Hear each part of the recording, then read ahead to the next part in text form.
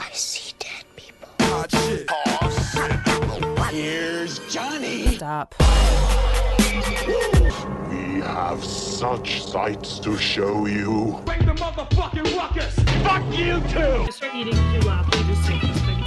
I usually yell at people for eating on the show, and I am recording, by the way, so I love having this conversation, live for everyone to hear as you pop, make it drop, DJ blow your Pringles up tonight. I'ma fight till I see the sunlight. TikTok. She's eating Pringles, brought to you by Kesha. Yes, my two favorite things in the world. Your two favorite things in the world. Kesha, I only give a fuck about two things in this world: Pringles and Kesha. That is actually Was that true. like you 10 years ago, maybe? Or today. All right, fair. I wasn't gonna Or date right it. now. I love that bitch. I fucking love Kesha. She's never done anything wrong in her life ever. I don't know enough about her to verify that, but I'm always tempted to just agree with you outright, if only to support you. Thank you. That's what I love to hear. Illogical, in unnecessary support at all costs. Exactly. That's the dynamic I want to see. That's fair. Everyone loves it. We all love it. I try really hard not to I like to snack, especially if I've been smoking. And I get really snacky, but I try so hard to eat as quietly as possible. Sure. I'll pull the microphone a foot and a half away from me because I worry about it so much. And like you said, I mean, this is a show where both of us are reading 50% of the time. During the parts where I'm reading, I don't want you to enjoy yourself. I don't want you to just sit there fucking bored. I know how that feels. So it's just I grab a snack, grab a drink, grab your smoke, sit on down, get comfy. We're going to be here for a spell. This is worth introducing everyone. We are back for part 2 of, I don't know if you saw the episode title. Did you see what I called it? No, I didn't. Actually. I didn't realize you posted it. It came to me really, really last minute as I was done doing the editing. I'm so excited. Hold on. I'm literally looking it up right now. Hold on. It's the newest one. It came out on Monday. Oh, of course I'm on the wrong fucking app, idiot. Hold on. Which one are you on? I went on Spotify like an idiot. I'm so dumb. Hold on.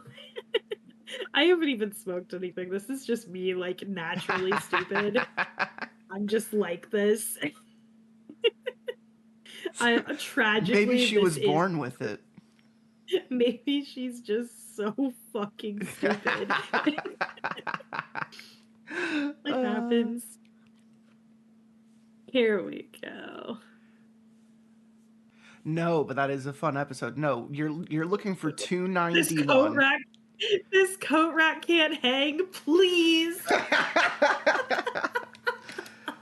It came to me really as I was editing the picture of this coat rack sitting in the basement. If you see the title card, I literally just put a coat rack in the middle of a basement and stretched the fuck out of the basement to make it look creepy. It's just so beautiful, I couldn't hope to be as gorgeous as this is. And then the title, I pat myself on the back for a couple different things, okay? I don't like to brag about most things because I am capable of fucking up, as we realized. What the audience doesn't know is that we had to record the first part twice because I seriously fucked up the first time. It just didn't come over right. It didn't read right. It didn't listen right. It was garbled. It was weird. My audio was basically cut. There was something going on with the mic. I don't know. I figured it out. It's why I should always do a sound test. you know. But I figured it out. I got it sorted, and then we came back and we redid the first like 4 parts of this story, which is part 1. And Cannibal Siren, being, you know, the champ that she is, she took it on the chin. thank you. We approached it as if we were doing it fresh for the first time all over again. And the crazier thing is, we hit the same beats. We had did, this, we didn't had we? the same talks.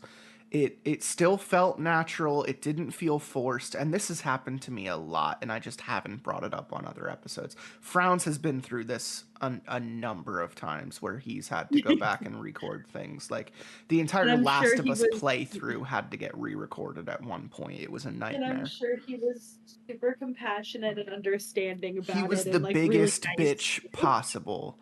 He was whining every corner, and I had to satiate him with sweets and savory goods, okay? Listen, between you and me, I would never say this to him, but I love him so much. I'm kidding. He's It's so funny.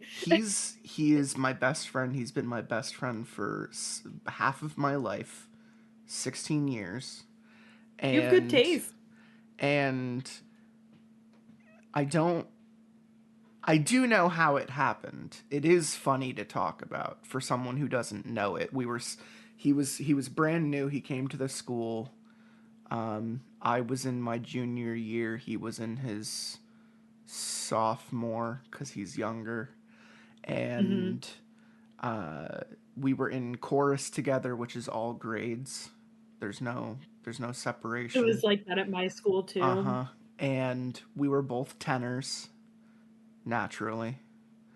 Gorgeous. And I sat down one day, I think wearing like a Bioshock shirt or something.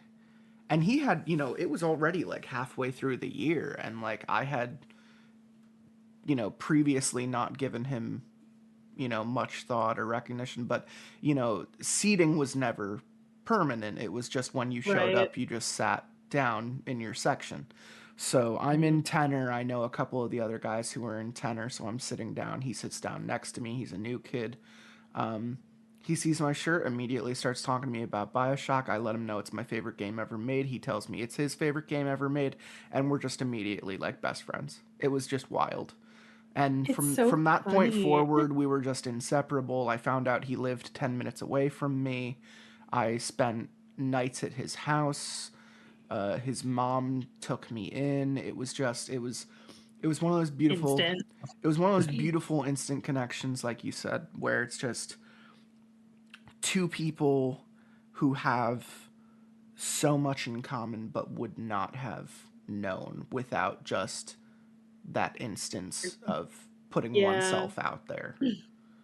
It's Cause, so cause we are funny. very different people. I Oh have yeah. he has a very like short attention span. He takes a little bit of time to think, about certain things. I'm very patient, but I have a short temper. So it's just like we're opposites in a lot of ways, but like where we coalesce, where those Venn diagrams like cross over, Mhm. is our love of all things nerdy and horrifying, and Yeah. what brings people It's together more. literally though, it's funny because my childhood best friend who I now live in the same who is the reason I moved Moved to this back, yeah. city actually. We have like an almost identical story. It's not exactly identical, but like she moved down, her family was military. And they moved down Frowns's was Navy. yeah, yeah, no, it was Marines. And I was, I was in eighth grade, and we didn't, I think we had like a couple of classes together, but we had homeroom, and our last names were next to each other. So they were assigned to sit in front of me. And they gave us, it was my school's first year with lockers because they just they built a new high school, and then they moved the middle school to the high school. So we had swapped buildings basically for my last year in middle school, and I had no fucking idea how a combination lock worked. I had no idea because I never had a locker. Sure. Yeah. And so I was like, but she had had one in her previous school, and so she saw me because I was in front of her, struggling with it, and then they were like, "Hey, you need help with that?" And I was like, "Yes, actually." And then they complimented my hair, and I realized that she had the same hair as me. And yeah, we just From that point the very forward. first the very first time we ever hung out, I went to her birthday party, and we all went to see we went to see New Moon together in theater. Fuck. Yep. And Uh, we've been friends ever so since you've because been we on were the like, monster we're gonna. fucking train ever Yep. since. Yep. She has five She copies took of you my in book at at her what house. you. Yep. She has five copies of my book at her house, and she keeps handing it to people. Amazing. The love of my life. You couldn't ask for more. No, I really couldn't. I really couldn't. I really couldn't. And yeah, we bonded over. It wasn't BioShock, but we did bond. If We it's did bond anything, I'm over a glad it's shared. Twilight because Frowns and I also love Twilight. I That's. love Twilight. I love Twilight. I can't even say that I Especially. sarcastically love it anymore because I genuinely love it. No, I love it. Listen, I think that It's I want to get. garbage, but a lot of things I It's love can horrible. be described as garbage. So that's fair. Oh, it's horrible. Oh no, it is awful. But I just like I have to say though, it definitely, and it's funny because I met up with another indie author, who actually I'll just plug right now. It's Gemma Voss, who writes alien romance, and we actually met up in Philly last year, and she was a delight, and we talked a lot about like where we kind of got started with like our interest in like fantasy creatures and things, and both of us cited Twilight. So like Stephanie Meyer accidentally Tapped in. introduced an entire generation Uh huh. Uh huh. Not to Smashing surprised. Not even a little Monsters. bit. Yeah. Not even a Yeah, little no, bit it's surprised at your origin story. yeah, I mean like May we all look there's on in other stuff. horror. Like I could go further back honestly because like I Oh started sure, rewatching American Dragon Jake Long, sure. and I was like, yeah, yeah, that did something to me. Thick boy, skinny boy didn't matter what he looked like. I'm Nope, into it. not if there's a dragon Not involved. if there's a dragon. Then it doesn't matter. And Me same with for all the the like, same reasons. I was the kid who loved dragons in middle school, so I yes, feel you. yes. I had I was the so kid many. who I had just all drew of those. dragons all the time. Yeah, I had the all of those. Like I had the Dragonology Dragonology. book, the Wizardology Yep. book. Wizardology was my personal favorite, but I also had Egyptology, and I think my sister I ended up also with had Fairytopia. Egyptology because I was I big into loved mythology as a Egyptology. kid. Yep. Oh, same, This same. I mean, explains why we are close because absolutely, we aspire to the same levels of bullshit. exactly. I We was could have gotten our doctorates in bullshit, and you actually might be able to say that that's what we did. honestly, I think so. We both got Especially BFAs in bullshit. literally, especially because the pipeline from weird kid who loves mythology and dragons to freak art student is like a It's a straight through line. line. It's a through Yeah, line and for there's just sure. Donnie yeah, there's Darko no doesn't show up in that scenario and tell you that like you're doing the wrong thing. no. Like Donnie Darko just avoids it because it's inevitable. Yeah, exactly. What's the There quote is from no. Spider-Verse? It's a canon event and you Yeah, cannot interfere. correct. Fair. Exactly. Very fair. Oh my god. Exactly. I And you know love what just what were you gonna say? what Oh, I was thinking about the story a little bit actually because I Yeah. was just thinking about, the canon event and I cannot interfere. It feels that way. I mean Like it is. It is now. If we're the getting into the beginning, story, it is now. We've reached a point where the damage has been done. yeah, it's over. Literally We're the fine. damage has been done. I think from this point forward, again to say the story title one more time. It's The Man in My Basement Takes One Step Closer Every Week. And Yep. we're already past that. That can't be the Oh, title we're for all of so these parts past. because he has been taking multiple steps, sometimes daily. All right. Yeah. So we're no longer in veiled threat territory. of what I would say the first chapter purported to exist within. We are now in what I am prominently calling damage control. Yeah, we are in the emergency now. Like we are in a situation. And It what's is no crazy is we're at longer part 2 of part 4. Like, how Christ. how long is this guy going to tread water? Like, what are the tactics going to be? Like, we've been let's do a quick like recap, right? So part 1, um dude buys new house, new comes with house, right. list. List Comes with is weird list. list is Cryptic. weird. Yes, Yes. cryptic.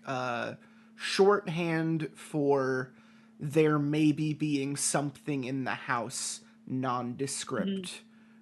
That you're supposed to not that you're supposed to ignore as That you're much not as you supposed to can. interact with. So how can you, Yeah. like, Tulpa rules suggest even thinking about it means it's going to have power, and you're supposed to just ignore something that's right Ignore in it. front of Yep. you.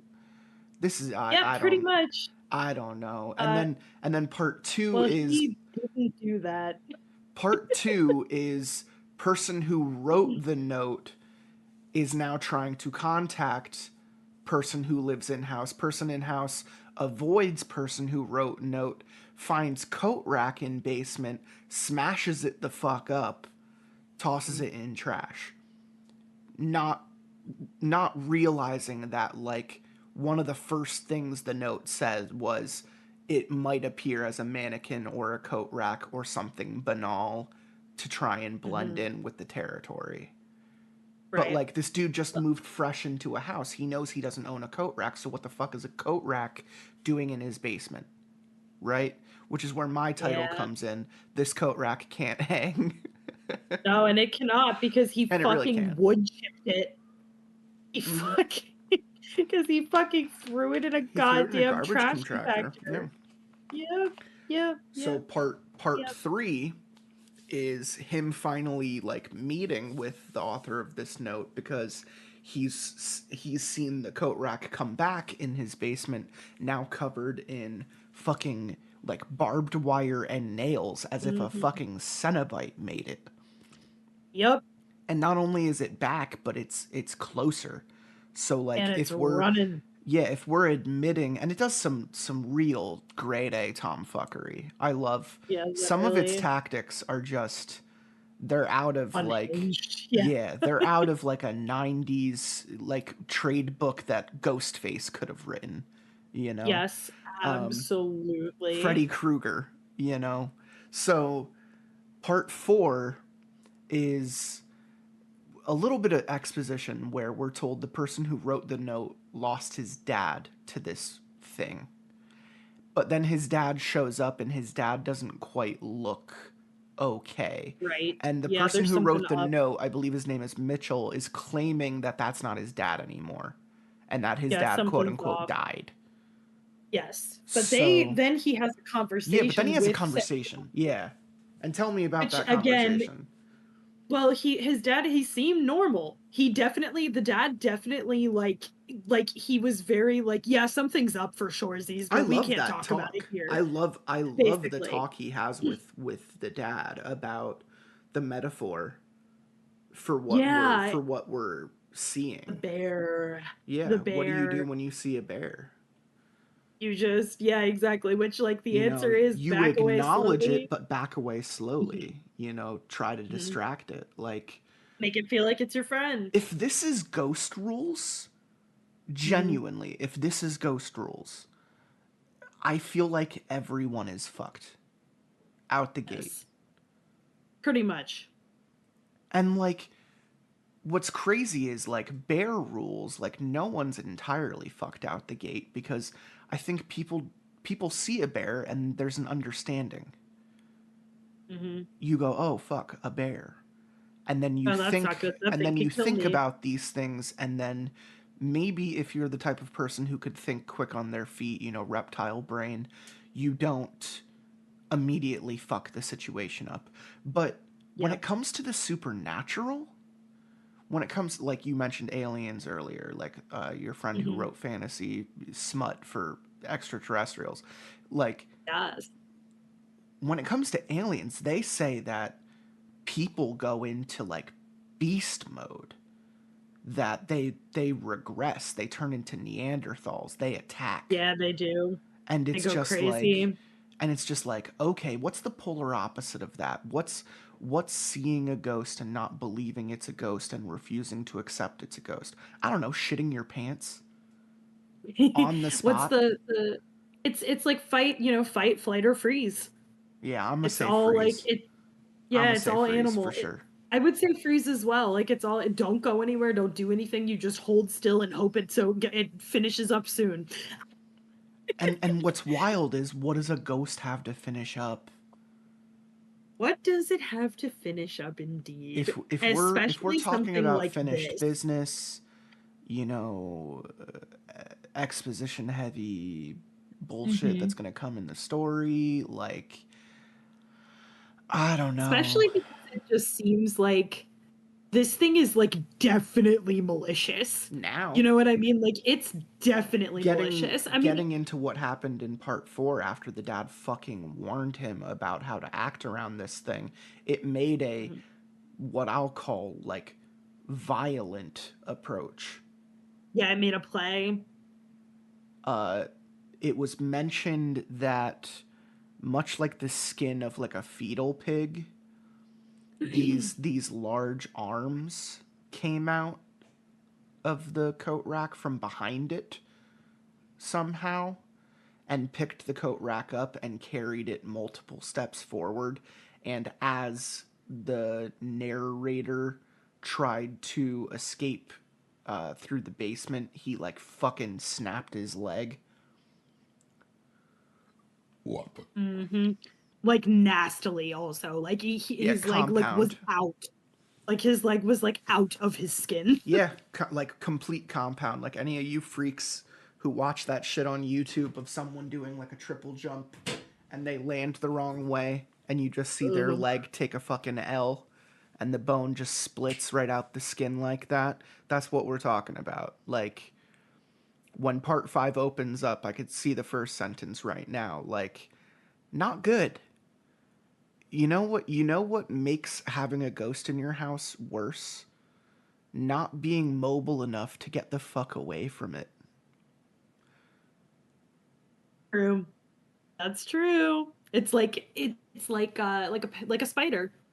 Like paralyzing its little fly and then Ooh, wrapping it up and then sucking all I its guts like out. that. I like analogies where we can try to understand what might be going on in the head of the beast. You know, I think that's why I like the bear analogy so much, because they're suggesting that it's the dad, Mitch's dad, is Hmm. suggesting that it's just there, that it's nature, Right. that it just happens, that much like a bear, it doesn't so much have ulterior motives. It's just a thing. Hmm. Whereas Right. I would say a spider is one of the most like cunning creatures in nature. Like, I think so they too. they have a thing. They aren't just fucking Winnie the Pooh and bumbling through the fucking woods, No. you know. But I like Yeah, that analogy more. it feels like I'm trying to figure out how to say this. I almost want to compare it to like a natural disaster, Okay. you know? Like it's just something that happens to you Oh yeah, and you like your can't basement do flooding. anything about it, Yeah. but there seems to be an element of it like hunting him, which is where I lean more towards like predator animal, like a spider or like a, Yeah. like a And the bear. rules. Uh, Right. Can't Like can't there's forget ways the to go rules. about it. Like, you know, why is it taking Wait, a step forward? Well, because you're right. And acknowledging it, like you know. right, like what about it? Like what does it want? That's my biggest thing. Like what does it really want? Because it has to want something. Because everything wants something. Everything wants something. Sometimes what it Most of wants the is times just to it's cause food, right? misery. Right. Yeah, exactly. But if it's an animal, and if we're getting this comparison that it's an animal, mostly what animals want is to survive. So is the implication that for this thing to survive, it needs to Well, terrorize people? based off of the dad and based off of Mitch's reaction, not even Mm, looking his dad in the face nor listening to yeah. anything he said, he treated his dad like the coat rack. Yeah, he did. And Completely ignored it. You're so right. I didn't to think about that, but not you're so to not give it power is to not acknowledge it. And right.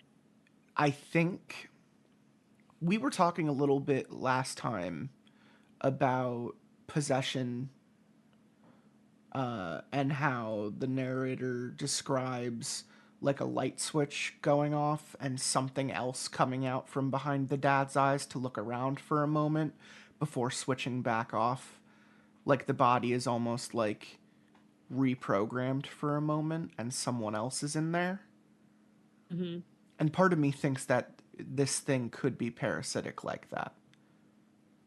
Right, exactly. Yeah, I wonder if it's like a feeding, like it feeds off of like being acknowledged and feeds off of But like once it scaring. has you like a spider, Yeah. it ain't gonna let go. It's gonna slowly dip Hmm. into you, try to get a look around the situation, little sucky Hmm. here, there, and then let you go on your Just way, swoop. let you pretend that everything is fine when maybe you already know that it's well beyond that point. Hmm.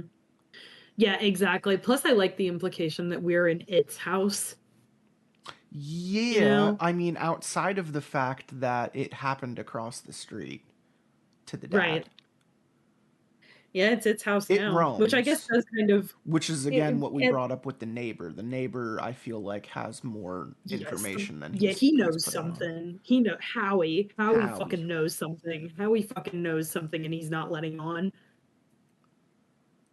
Anything else you wanted to talk about before we jump in? Honestly, I think I'm ready. Yeah, we I were talking about genuinely how want to we know what's weren't gonna going happen. to talk for a very long time about getting into it. So I feel like let's just get into it. Do you Let's want to do it. start? Sure. You want to take this part? Go for it whenever you're ready. Oh, all right. Part 5. Leg in a blue cast, I hobbled across the street on crutches. 49 hours had passed since I fell down the stairs and saw the intruder in the basement, or at least saw his hands. Oh, yeah, he had those big, Big grabby old hands. piggy hands. Big old pig. Yes, pig skin. Regardless, enough was enough. I needed a concrete plan and concrete answers to deal with this. At this rate, the intruder would reach my room in weeks, maybe even days. I Mm-hmm. still didn't even know what would happen if he got to me, but I sure as fuck didn't want to find out. Time was short. I pounded on the neighbor's door, and something inside moved. Through frosted windows down the hallway, the shadow of a door creaked open. Something peered out, a blurry silhouette. I waved politely. They stood there, watching me, motionless. Then they stepped back into the room and pulled the door shut. I raised my hand to knock again when the front door swung open. So there's There someone stood else P.T. in there. Carver. Yes, or it needs to know what face to put on. Ooh, don't like that. That's That's the vibe I'm getting. They took a minute, realized who it was, Fix put on the themselves up. correct face. Yeah. Yep, exactly. The front door swung open. There stood P.T. Carver, dressed in blue jeans and a brown shirt, looking even more Clint Eastwood-like than before. Brandon. He smiled warmly. I opened my mouth to respond, but realized I didn't even know his name yet, just the initials. Paul's fine. He stepped away from the door and motioned me inside. Paul! I propped forward onto my crutches and... Wait. He reached behind the door and produced a box of disposable light blue masks. You don't mind, do you? He put a mask on himself and handed another to me. I put the mask on. I forgot that it's COVID time in this. Yeah, getting too old to risk it, you know. said Paul, stepping back from the door, once again motioning me inside. As I stepped past him, his eyes dropped to the blue caster on my leg. What happened there? Stairs. Ouch. He shut the door. Despite the sunny day outside, it was dark in here. All the blinds were pulled shut and everything was cast in shadow, save for a couple low-energy desk lights and thin beams of intruding sunlight. I looked around, my eyes adjusting. The interior of Paul's house contradicted my expectations, to put it mildly. Felt like an old Wall Street corner office, fancy stuff. Old brass light fixtures in the ceiling, varnished oak walls with ornate patterns carved into the crowning, expensive-looking moody Renaissance paintings up on the walls. Never judge a house by its cover, I guess. I would love to think that he owns that picture of that's in every horror game of Saturn consuming his child. Yes, they always, I feel like the horror games always have the scream, Saturn consuming his son. And there's another one that I'm forgetting, but I can't remember what it is. I love the poignance of seeing a Saturn consumes his child in any horror game, because I'm just like, this is a game about haunted puppets. What the fuck does this have to do with anything? They're just like, this is a scary painting. This is a spooky painting. Ooh, it's scary because he's eating someone, and that's fucked up. Welcome to my twisted mind. Presented by MTV. Presented by MTV, please. Spare me. And Ryan Murphy. I thought you were gonna say Ryan Seacrest. If only. There was no upstairs, only the first floor, a couple of bedrooms, and a back door that led to what I assumed was a basement. A long hallway led to the back of the house, and I noticed the room which someone peered out from. The door was still shut. The air smelled like tobacco and vanilla. Not a bad smell, at least not to me. Tobacco scent always reminded me of my dad's house back when I was a kid and still somewhat happy. I kicked off my shoes and pressed my sock-covered feet to the floor. The carpet was out of place, greenish-brown, scratchy, worn down to the plywood in some areas. That's sketch. Yeah, it shows movement, I suppose. Repeated movement, pacing. Please. Almost me towards the living room. I shuffled deeper into the house. Feel free to take a seat. All nodded towards a long green velvet couch. I slumped down. Immediate relief. Hobbling around on crutches was more tiring than it looked. Can I get you anything? Water? Coffee? I'm good, thanks. Are you sure? Not even water? No, thanks. Paul sat down on a wooden stool across from me, a stool that creaked with antique strain, unstable. Crossing his legs, he leaned against the wall, studying me like a therapist studying a client. So... Took a deep breath and exhaled. Last night I saw him. Paul's face remained neutral. He shifted his weight slightly. Saw who? The intruder. I leaned forward in my seat. What I saw has no reasonable... hands, barely human. I trailed off into silence. Did you take a photo? I shook my head. Good. Keep it that way. Why? He studied me carefully before continuing. You seen a doctor? No. He glanced down at the cast on my leg, then back up to me. I rolled my eyes. Well, yes.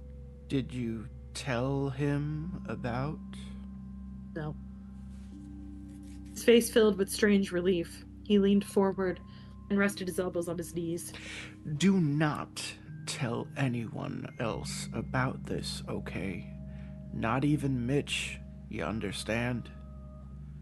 Sure. Paul leaned back, reached into the chest pocket of his shirt and produced a cigarette. He pulled his mask down to his chin. Lifting the smoke up to his mouth, he pinched it between thin lips, took out a pack of matches, and a thump reverberated from somewhere deep inside the house. He froze, raised an eyebrow. Silence. He shrugged, struck a match, and then another thump. Paul took out the match and tossed it into an empty tin can set upon a plastic yellow crate to his left.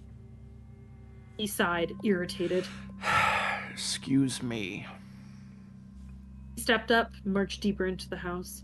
I watched as he rounded the corner and disappeared into the foyer hallway. More silence. Now, I was starting to wonder if coming over here was such a good idea to begin with. You think? Things felt off.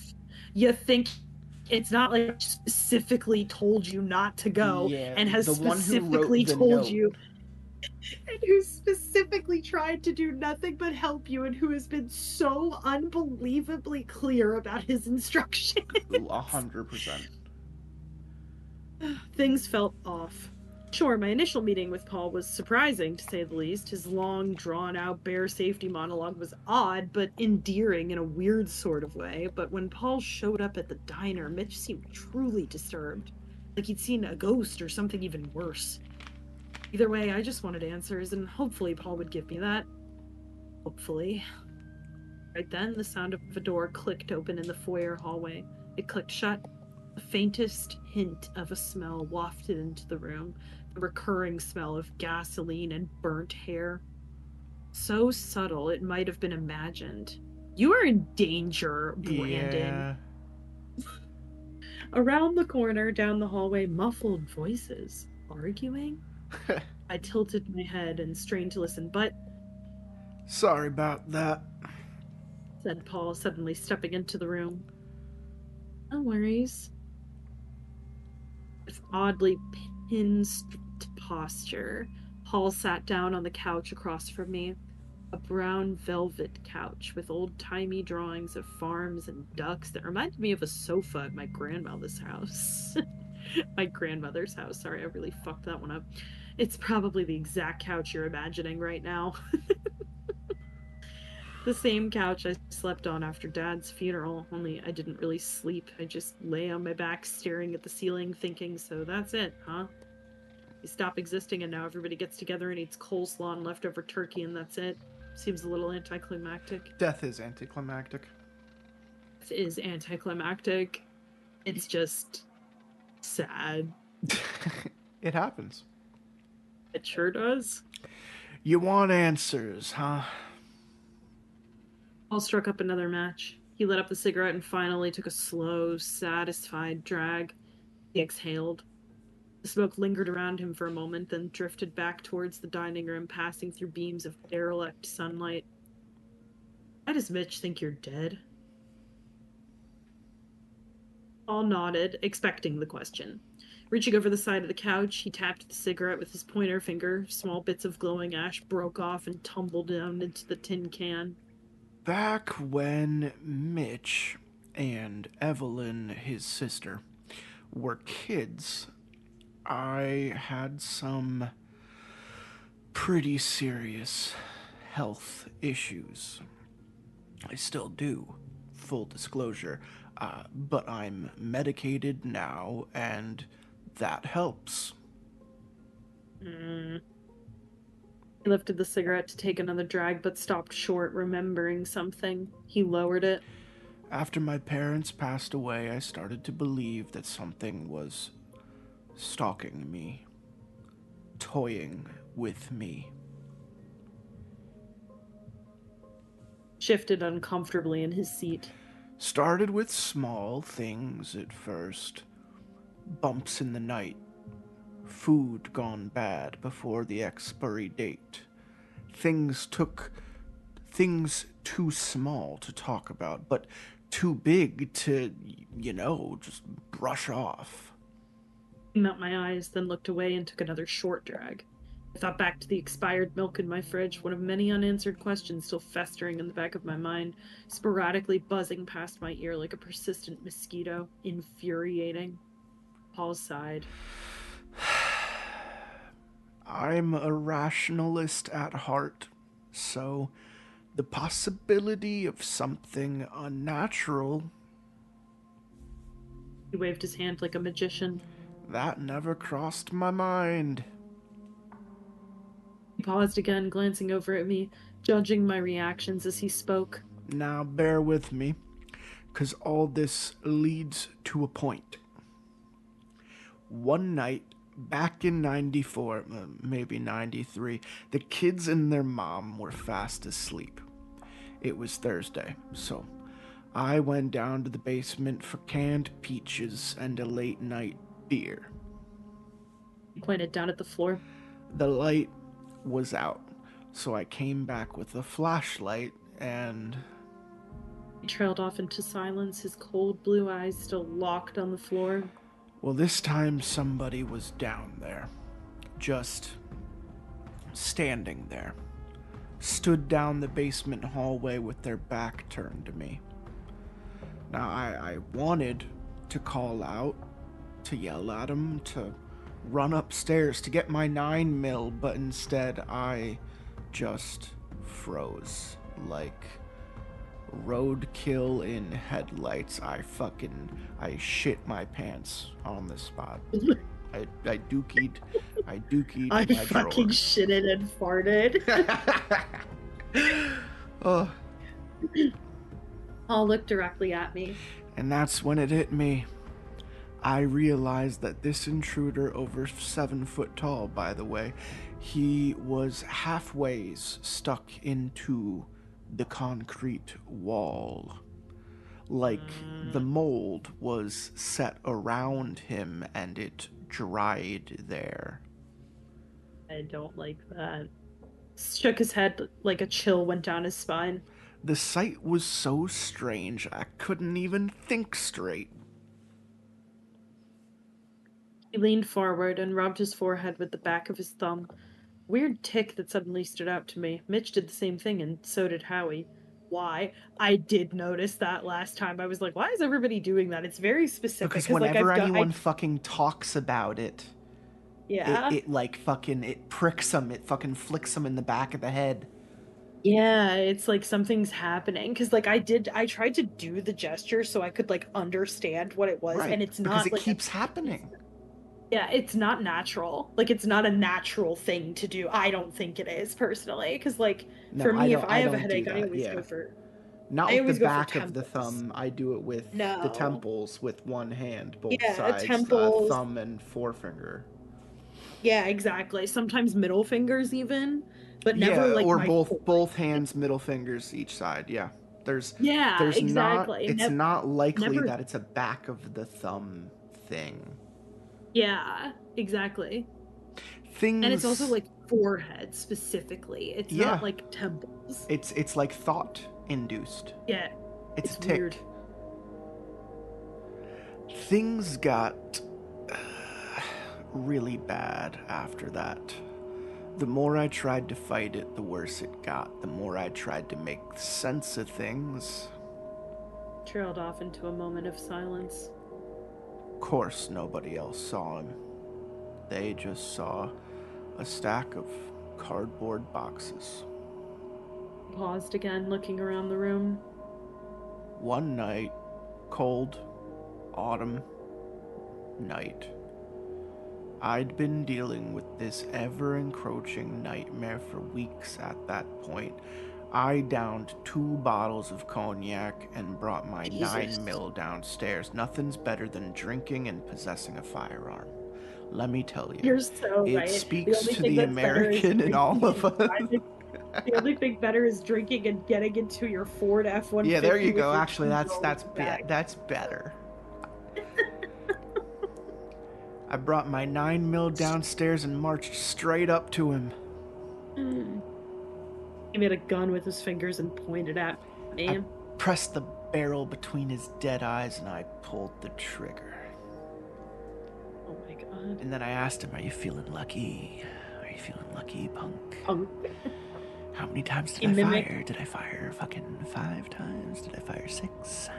Well, let me ask you, fucking, do you know how to count? You gotta get... Absolutely not. Thank you for asking. He mimed the motion of gun kickback and limply dropped his hand back onto his thigh. Buddy didn't even flinch. Bullet went straight through him, ricocheted off the back corner, got me in the hand. Fuck. Damn. Damn, B. You got the fucking business. He got the fucking business. He held up his left hand. The pinky finger was cut off short at the first knuckle. I noticed it until now. How did I miss that? Honestly, though, I feel like that's realistic to miss because I had a It's crazy that it I hits had his an fucking pinky of all things. That's what I yeah. can't wrap my head around. Yeah, I had an English teacher when I was in high school, and he was missing two fingers, I think, after like the first and second knuckle, and I didn't even notice until like over halfway into the semester when he brought it up. It's pretty nondescript. Yeah, It's easy to miss. How often do you look at especially someone's because hands? right, and especially because it's still there, it's just shorter. Yeah. Paul shook his hand like it went numb and leaned back into his seat again. After that, Holly threatened to leave, take the kids with her. He rubbed the side of his palm against his left forearm, ruminating. I'd leave myself too if I could. But then his eyes lit up, remembering. Let me show you something. Paul pushed up from the couch. He strolled towards the door I assume led to the basement. I remained seated. After my last encounter with the intruder, I wasn't a big fan of stairs or basements for that matter. Are you coming? After noticing my hesitation, Paul looked back at me the same way my dad used to, struggling to hide disappointment. Well, I'm fucking sorry. He's in a cast. You expect him to be super mobile. Come on. He can't go down the stairs, bro. Yeah. Silent judgment. I cleared my throat, grabbed my crutches, and pushed up to standing. Paul smiled a half smile, pulled his mask back up, and pulled a ring of keys out from his pocket.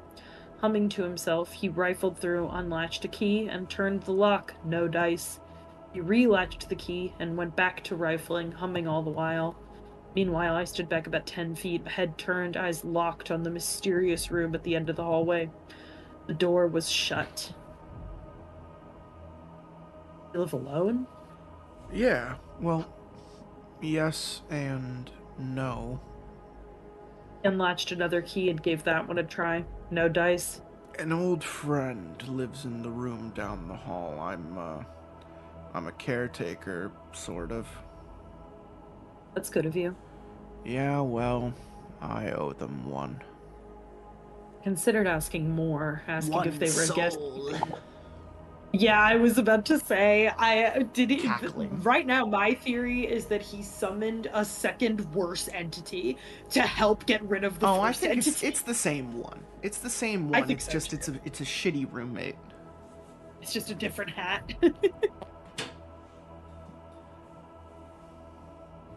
I considered asking more, asking if they were a guest keeping the intruder at bay, but something told me to keep it to myself. Also true. Yeah, also true. All huffed, unlatching a third key from the ring, holding it up to his face. He studied it like a jeweler studies a suspect diamond. Brought it down to the lock, pushed it in, and turned. Finally, the door clicked open. Third time's the... Paul looked around, searching for words the same way Howie did. Shaking his head, he turned the key away, or tucked the key away, and stepped down into the dark. Flicked the light on. Cold fluorescent glow stammered to life, concrete walls and wooden steps smothered in layers of dust. Paul looked back over his shoulder. Are you okay with stairs? He said, looking at my cast-covered leg. I'll try. Can we stop for a second? The absence of being able to say certain words. I'm not saying this is like an old person thing. Because I mean it is. Let's be honest. But Howie has the same issue. They say as much. How are we so sure that Howie isn't just another fucking agent? That's what I'm starting to think that this is a whole fucking conspiracy. It's a neighborhood. And the neighborhood is on literally, lockdown. yeah, like everyone got that coat rack in their basement. Yeah. Hell yeah. All of them got got. What is this? It's like ghost AIDS? Was it It Follows? Yeah, basically. It Follows. Yeah, that's exactly what I was thinking of. It Follows. It's literally just like everyone in town has like a weird thing where they just bring people in and then like shove it over to the next person. Just so they don't die. Yeah. Although Howie thinks this guy is dead though. Of course. What better way than to lie about the other half of you that's doing something behind the other half's back? Yeah, fair enough. He nodded. Use the railing. Turning back, he stepped deeper into the basement. I hobbled over to the top of the stairs. The flight of steps seemed longer than expected, like it went down 1.5 stories instead of just one. Paul stood at the bottom, another door in front of him, though maybe door wasn't quite the right word, more like a bunker hatch, metallic and held shut with an arm-sized lever instead of a doorknob. Hey, that's I didn't want that's to. that's a way to do it, for It sure. sure is. I didn't want to go into the basement, but the weight of morbid curiosity compelled me yet again, every single time. Paul gripped his hands around the lever, braced himself against the wall, and pulled. His wiry arms flexed and strained as the lever slowly moved towards him. Gritting his teeth, Paul yanked harder and harder until finally the lever gave way, lurching backwards suddenly. The metallic door itself shifted downward with an echoing clang. Clouds of dust particles burst out from the edges. So no one's been down here in a fucking minute. Yeah, let me just show you this cool thing in my basement behind this large lockable door from only one side. That no one's ever seen and that people haven't gone to in And no one possibly knows you're months, if over not here. years. Yeah. Great plan. Oh my, Jesus Christ! Like, you know what? At first, I remember for a second I couldn't tell what the gender of the character was before he said his name in like the Brandon, first couple yeah. of pages. But you know what? Even if he had never gendered himself or said his name, I would know for a fact this was a man. Stupidity. Because full disclosure, I'm going to be sexist. A woman would never do this. Fuck no. Never. Fuck no. Never. A Old woman man says, would come down, never. young lady, check out cool thing in basement behind large door. You're not even in the conversation. Yeah, you know, I never would have even But gone like to we this said bit. last time, guy to guy says, hey, I got Legos and Gundams and Zoids downstairs. Come check them out. You want to see my Pokemon card collection? Oh my god. And then you're like, I'm done. I'm dead. Because of course I do. Oh my god. You fucking crazy. You crazy, You got the girl. original Liger Zero? Fuck yeah, bro. Oh my god. Paul wiped his forehead with the back of his arm, squat down, and grabbed the bottom of the door with both hands. Hoisting upward, he pushed the door into a vertical swing. It pressed flat against the ceiling. There was nothing but dark ahead, pitch dark. Forward, and silence followed. 5 long seconds ticked by until a light flicked on. More cold, stuttering glow. You good? Paul's voice echoed up the staircase. Yeah, I'm okay, I said, stepping forward. Going downstairs on crutches was even more tedious than expected. The whole precarious journey took about 3 minutes until finally I stepped into the basement. A long, narrow hallway led to a 2-way fork in the path. Dirt floors, plywood walls. I've got an engineering / construction background. Paul kept strolling forward. Built this place from the ground up. He stopped at the fork in the hallway and looked both ways, thinking. He looked left, he looked right, he looked left again. Shrugged. Gotta be this way. He pushed forward. I followed. This basement's bigger than you think.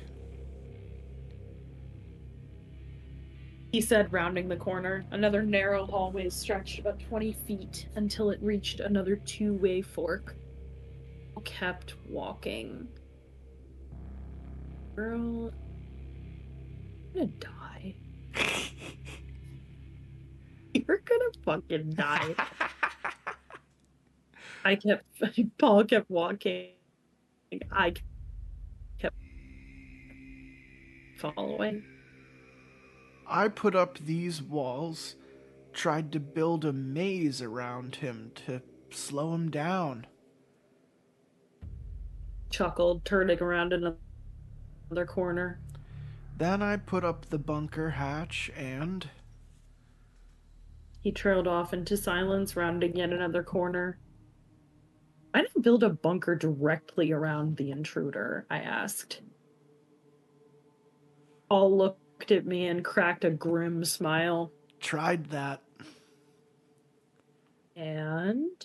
Didn't work. He said, eyes filled with a dark story. I didn't push any further. We enter a 10-foot by 10-foot room. Paul stepped into the middle and turned his back to face me. Excuse me. This, my friend, is the construction of a former madman. He looked around, taking it all in. Holly left me halfway into me building it. He shook his head and spat on the ground. I don't blame her. He looked directly at me. Look, kid, you want all this to go away. You want to stop having these encounters. You work on yourself. I blinked.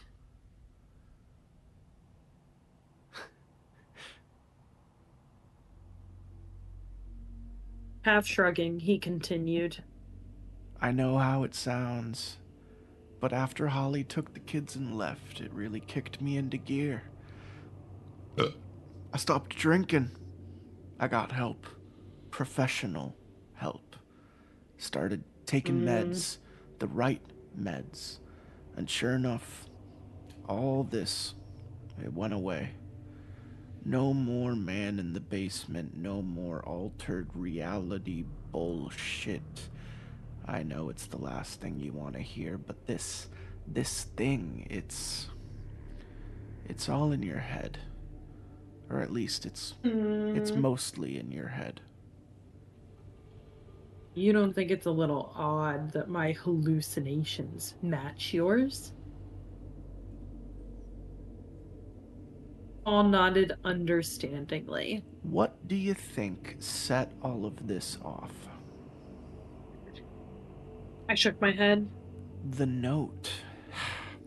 The note my son, well-meaning though he was, left on your doorstep.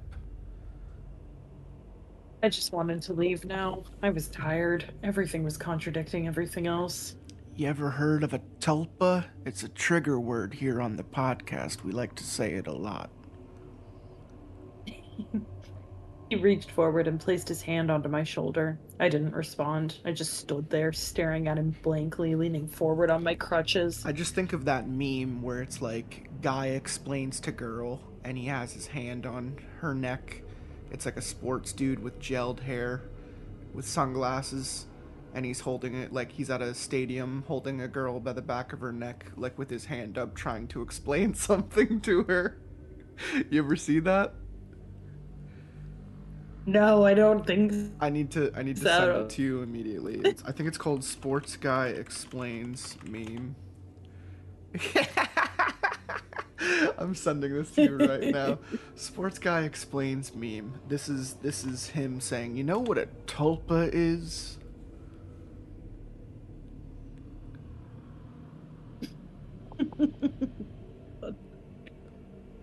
Let me tell you. Oh my god. Yes, I know this meme. Tulpas, Literally. Paul continued, are these things that don't exist until you believe they exist. The more you believe they exist, the more they exist. And the more they exist, the more they can fuck with you. If I wasn't so tired, I would have left. Okay. Look, I'm not saying that that's what this is, but it might be what this is. Sure. Mitch, bless him, he still thinks it's all real, thinks it's got me all those years back, thinks it's controlling me now, using me to trick others into worshipping it or something.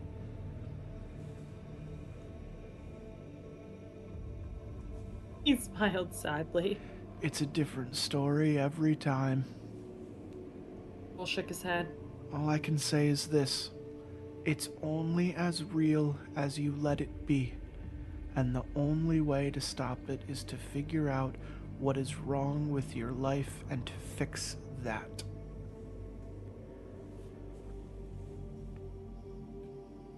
Something moved upstairs. 3 quick, staggering footsteps. Isn't that what he heard downstairs? It's been described as Wasn't that several the- steps. Yeah. Previously, it was several steps in quick succession, so it's close. Yeah. Okay. All glanced up at the ceiling, then back down to me. Ignore the intruder and follow the rules until you've fixed your life or until you stop believing it. And then, well, you take that coat rack out past city limits and you douse it in gasoline and you burn it, okay? Okay, said non-committally. Finally, he pulled his hand off my shoulder. You need help with anything, I'm here. You got booze problems, you got money problems, life problems, anything. He said, his eyes filled with sincerity. This thing, it really messes with your head. It makes it hard to know who you can trust, you know? Sometimes it feels like it's jumping in and out of people you know, controlling them. But it's all in your head.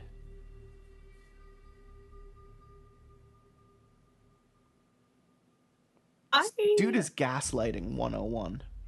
I was about to He's say... telling him exactly what is going to happen and telling him to ignore it so that it can get him. Yeah, exactly. No, he's literally... Although he is saying to follow the rules, though.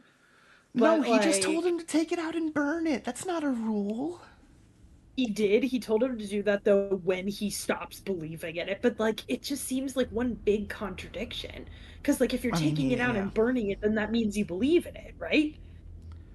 No. So, like, he's saying after you're done reading the letter, you may dispose. Oh, sure. Stop believing it. Yeah. He's saying when you're done with it, physically be done with it. You know, like... And that's the thing, is that, like... I don't buy it. He basically... I mean, maybe it has to be fire, given the gasoline and hair thing, but, like... I don't buy it. Yeah, something's fucky. This is very much like a fucking spider is telling you it's not a spider and that you should step into the web. It's a little bit like a siren song, huh? Absolutely. Kesha. TikTok blares loudly from the basement. Sorry, it's my roommate, Kesha. That's the true meaning of Christmas? No, that can't be right. His tone was shifting now, sounding almost excited. Part of me wondered if the intruder was controlling him right now, deriving twisted pleasure out of messing with me. I shook off the thought, and another thump upstairs. This time Paul acted like he didn't hear it. I should go, I said, stepping backwards. Sure, kid, said Paul, again almost talking to me like I was his son. I turned around, and as fast as I could without tripping, I crutched my way out of the basement maze, up the stairs, and out the front door. Stepping out of Paul's house, I took a deep breath of fresh air. It felt like getting rescued from drowning. I exhaled relief.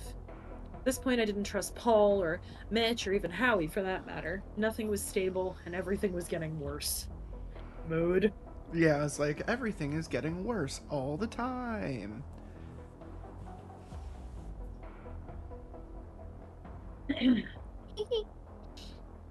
I hobbled back across the street, and my phone buzzed to life. I stopped in the middle of the road, pulled it out, and flicked on the screen. Squinting, I held it up to my face. 27 missed calls. Mitch Carver. What the fuck are you doing in my dad's house? Literally. He's like, stop. He's gonna show you his crazy basement. Don't do it. Don't do it. I love it. That's where that ends. Mitch Carver, of course. Listen, I'm sorry, but right now I believe Mitch. I don't know if that's dumb of me, but I believe. Why would you ever not? You have like, more proof now. Right, and also, like, he has nothing to gain from doing this. No. That's my thing. No, like, I mean, really... if he's unstable, maybe a little bit of pleasure, but, like, I'm gonna take him at face value. Yeah. Because he hasn't looked happy. Like, once. Yeah, exactly. Well, we're on part 6. Oh, great. Okay. Rule 7, the intruder will not move so long as you have guests in the house. Are we getting our leeway? Are we getting our break so that we can have some time to fucking bide? Figure out what the fuck is going on. Yeah. Yeah. And then it says parentheses to make a point, guests who actually want to be there. So I would understand it would have to almost be ignorance, You know, Right? I don't think Mitch works because he knows. Yeah, he knows. You need somebody who has no idea what's going on. Maybe. I don't know if it's said as much. I'm hoping we'll figure that out. Because if Mitch can just walk in and help this guy ignore it, then, you know, that's an answer in itself. Yeah, that is an answer in itself. And then they can trauma bond a little bit. Maybe they both need a friend. Interesting that the first word is just coat rack. Where are you? I'm sorry. Where are you? Said Mitch, sounding like he hadn't slept in days. Home, I said, rifling through a box of tools. My phone, set to speaker, sat on the garage floor. You didn't see my calls? Yeah, my bad. It's the service out here. Look, Brandon. I need you to be 100% honest. Did you speak with the neighbor? Yes. A long, draining silence followed, and then click, Mitch ended the call. Shaking my head, I went back to searching for tools. Right now, I didn't have time to worry about Mitch.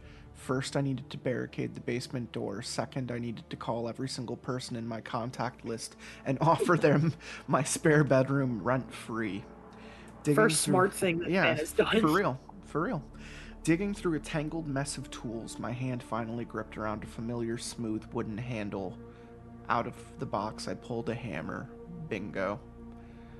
Resting on a single crutch, I stood at the basement door, pounding nail after nail into scraps of 2x4s and whatever else I could find. Unlike Paul, I didn't have the knowledge or the resources to build an apocalyptic bunker door.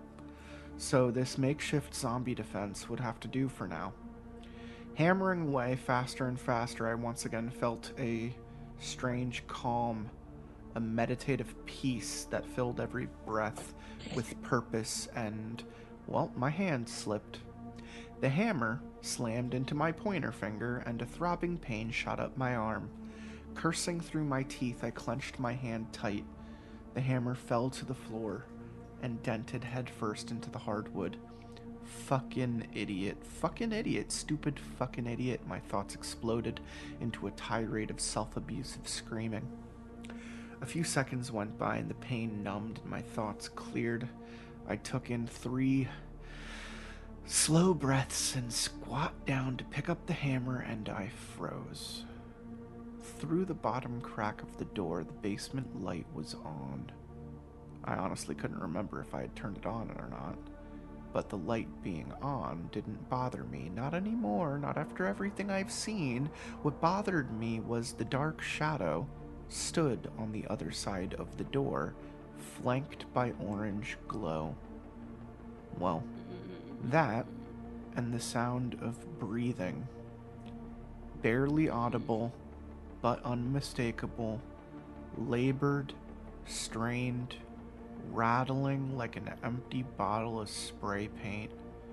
Suddenly, the door strained forward slightly, as if hands pressed against the other side.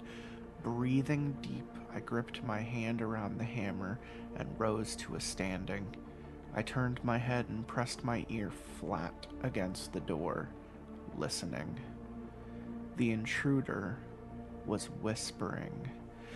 "Fucking idiot," he gasped, quick and stuttering. "Stupid fucking idiot."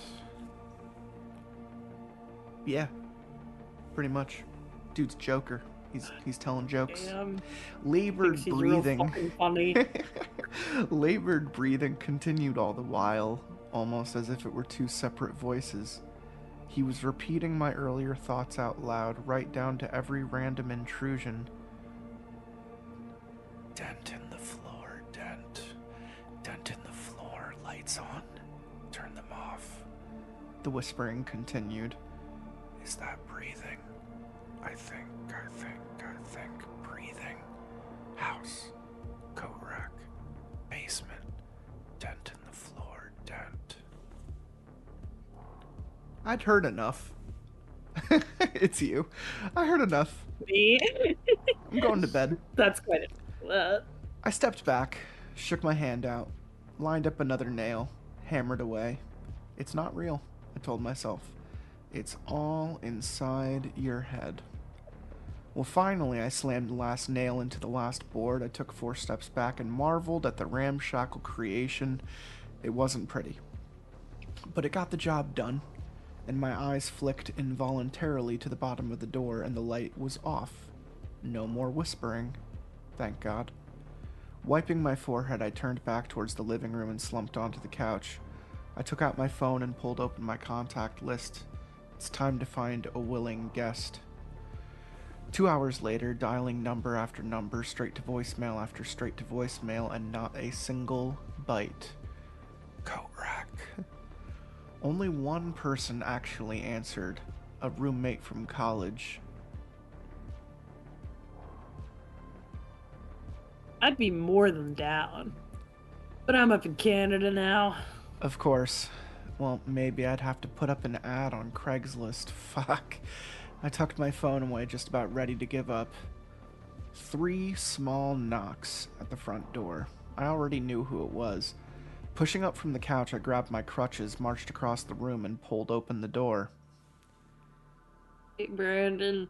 There stood Howie, dressed in a red sweater, red jeans, wearing a green backpack, looking a little less chipper than usual.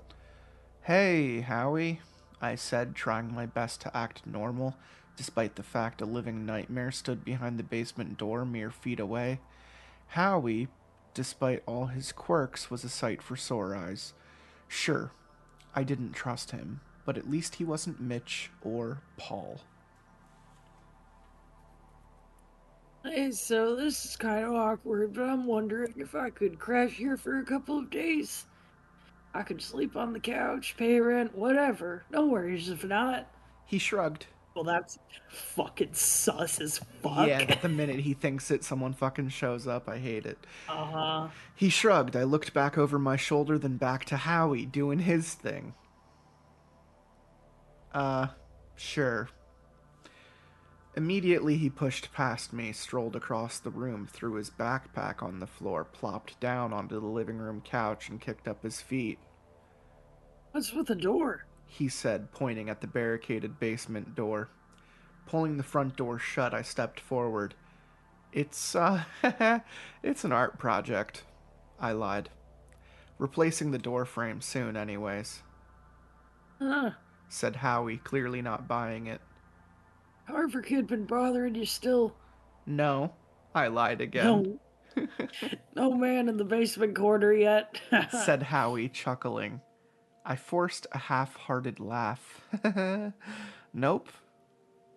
That's good. Said Howie, turning back to the TV. Where's the remote?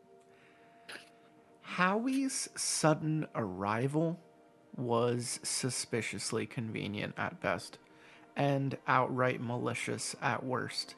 Yeah, who better than to get those boards off of the basement? You know? Mm-hmm. But right now... Exactly. Sorry. Yeah, I'm just saying. No, it's like it's 2 Sus. steps ahead. It's 2 steps ahead. That's how it feels. He's a sussy little baka. Right now, I didn't have time to think about it. If the rules held, his being here would at least buy me some time to figure out how to stop all this. Well, maybe I'd sell the house. No, you can't think like that. That's a fucking rule. God. This man. Maybe I defer ownership back to the bank, but judging by this no third parties rule, I doubted either of those would actually work. And so far, the only people who knew about the intruder were Mitch and his father. But according to Mitch, he didn't count as a third party because he already believed it. But Paul, his father, that part was getting to me. Something was missing. Paul's whole fix your life, fix your problems, you gotta love yourself before you could expect someone else to love you spiel fucking bothered me. But something else fucking bothered me more, and I didn't know what it was. Like the feeling you get when you're about to leave home and you've left something important behind. It's an unscratchable itch. I ad-libbed a little bit there, but you understand what I'm saying. I offered Howie the spare room, but he preferred the couch. I didn't fight him on it. I wanted to keep him here as long as possible. Didn't even ask why he needed to stay. It was just nice to not be alone in the house for once, even with Howie. At 9:30, Howie fell asleep watching Jeopardy reruns. I muted the He's so television. mean. He's girly pop. Honestly, Howie's kind of cunt. He's got his whole red. He's got his monochrome outfits. He's watching Jeopardy reruns. For sure. For sure, I like it. I kind of like it. I muted the television and went upstairs. Tomorrow, I'd plan my next steps. But right now, I needed to sleep. I climbed into bed, flicked the light off. A bump in the night snapped me awake. A heavy thud, like somebody hit their fist against a wall. I checked the time, 2:58 a.m. I climbed out of bed, hopped on one leg, pulled on a dirty t-shirt and a pair of jeans. I tucked my chrome switchblade into my back pocket. Another thud from downstairs, heavier than the last. What was Howie gonna say about all this? I grabbed my crutches, carefully moved downstairs, peered into the living room, and the blue glow of a muted television cast over everything. Howie was still fast asleep on the couch. Thump. The basement door shook this time, like somebody had slammed their forehead against it. I backstepped away, deeper into the living room. Howie was still out like a rock. Heavy sleeper. Thump. Okay. I told myself to breathe, to remember the rules, that barricading the door will slow them down, but it'll be loud, and that's all that this was. I'll put in some earplugs, blast some white noise, fall asleep. Turning back towards the kitchen, I stepped across the room as quiet as possible. The last thing I wanted was for Howie to wake up and start asking more questions. Thump. This time, the hardwood floors beneath my feet shook. I froze. My eyes drifted back to Howie, still asleep, face motionless, serene almost. Me. I turned back for the kitchen. Either Howie was the world's heaviest sleeper or he couldn't hear the sounds at all. Stepping into the kitchen, Brandon? A small muffled voice called out from behind the door. I looked back over my shoulder towards the door. Brandon? The voice repeated, slightly deeper now. I turned around and faced it head on. Brandon? From behind the basement door, the voice strained, sympathetic. Brandon? The voice repeated my name again and again, each time sounding completely different, like a slot machine shuffling through different tones until it hit the right one. You in there? It was getting familiar now. You okay? Suddenly, the voice shifted to a perfect mimic of my late father. Gently knocking, the same way my father did to my bedroom door after Zach, my best and only childhood friend, died. A memory that, until now, I did my best to ignore. After Zach died, I biked home, sat on my bed, stared blankly at the vinyl closet doors for 6 hours straight, eyes tracing every path of the wood grain pattern again and again, the entire world outside dissolving into nothing, the starscape painted walls somehow pushing closer and closer. I'm here if you need to talk, kid, my father called out one last time. For a second, I forgot it was the intruder speaking, and for a second, I actually believed it was my dad there, gently knocking on the basement door. Silence. It's kind of fucked up that we were talking about how much we love our best friends at the beginning of this episode. It sure is, isn't it? Especially because things like this happen. I know, and I mean, like, I had like a best friend die when I was a kid, And like it really fucks you up. It Yeah. really fucks you up. Like it ruins I've been you. there too. Yeah. Yeah, it's the worst. It's the worst. Lingering silence stretched on for minutes, while I just stood there, barely breathing, eyes locked on the basement door, paralyzed. Finally, my lungs forced me to gasp in air. Oxygen flooded into my brain, and awareness came rushing back. I looked around, and on TV played a silent infomercial about some vegetable blender thing, and Howie was still fast asleep. I shook out my hands, went back into the kitchen, opened the drawer beside the fridge, and pulled out a pair of orange earplugs. It's not real, I told myself again, trying to take Paul's advice. I slid the drawer shut. It's all inside your head. But then again, the words fell flat, like empty platitudes after a funeral. I'm sorry for your loss. I'm sorry for your loss. I'm sorry for your loss. I turned back across the living room and crutched my way onto the stairs. It's time to sleep. Brandon?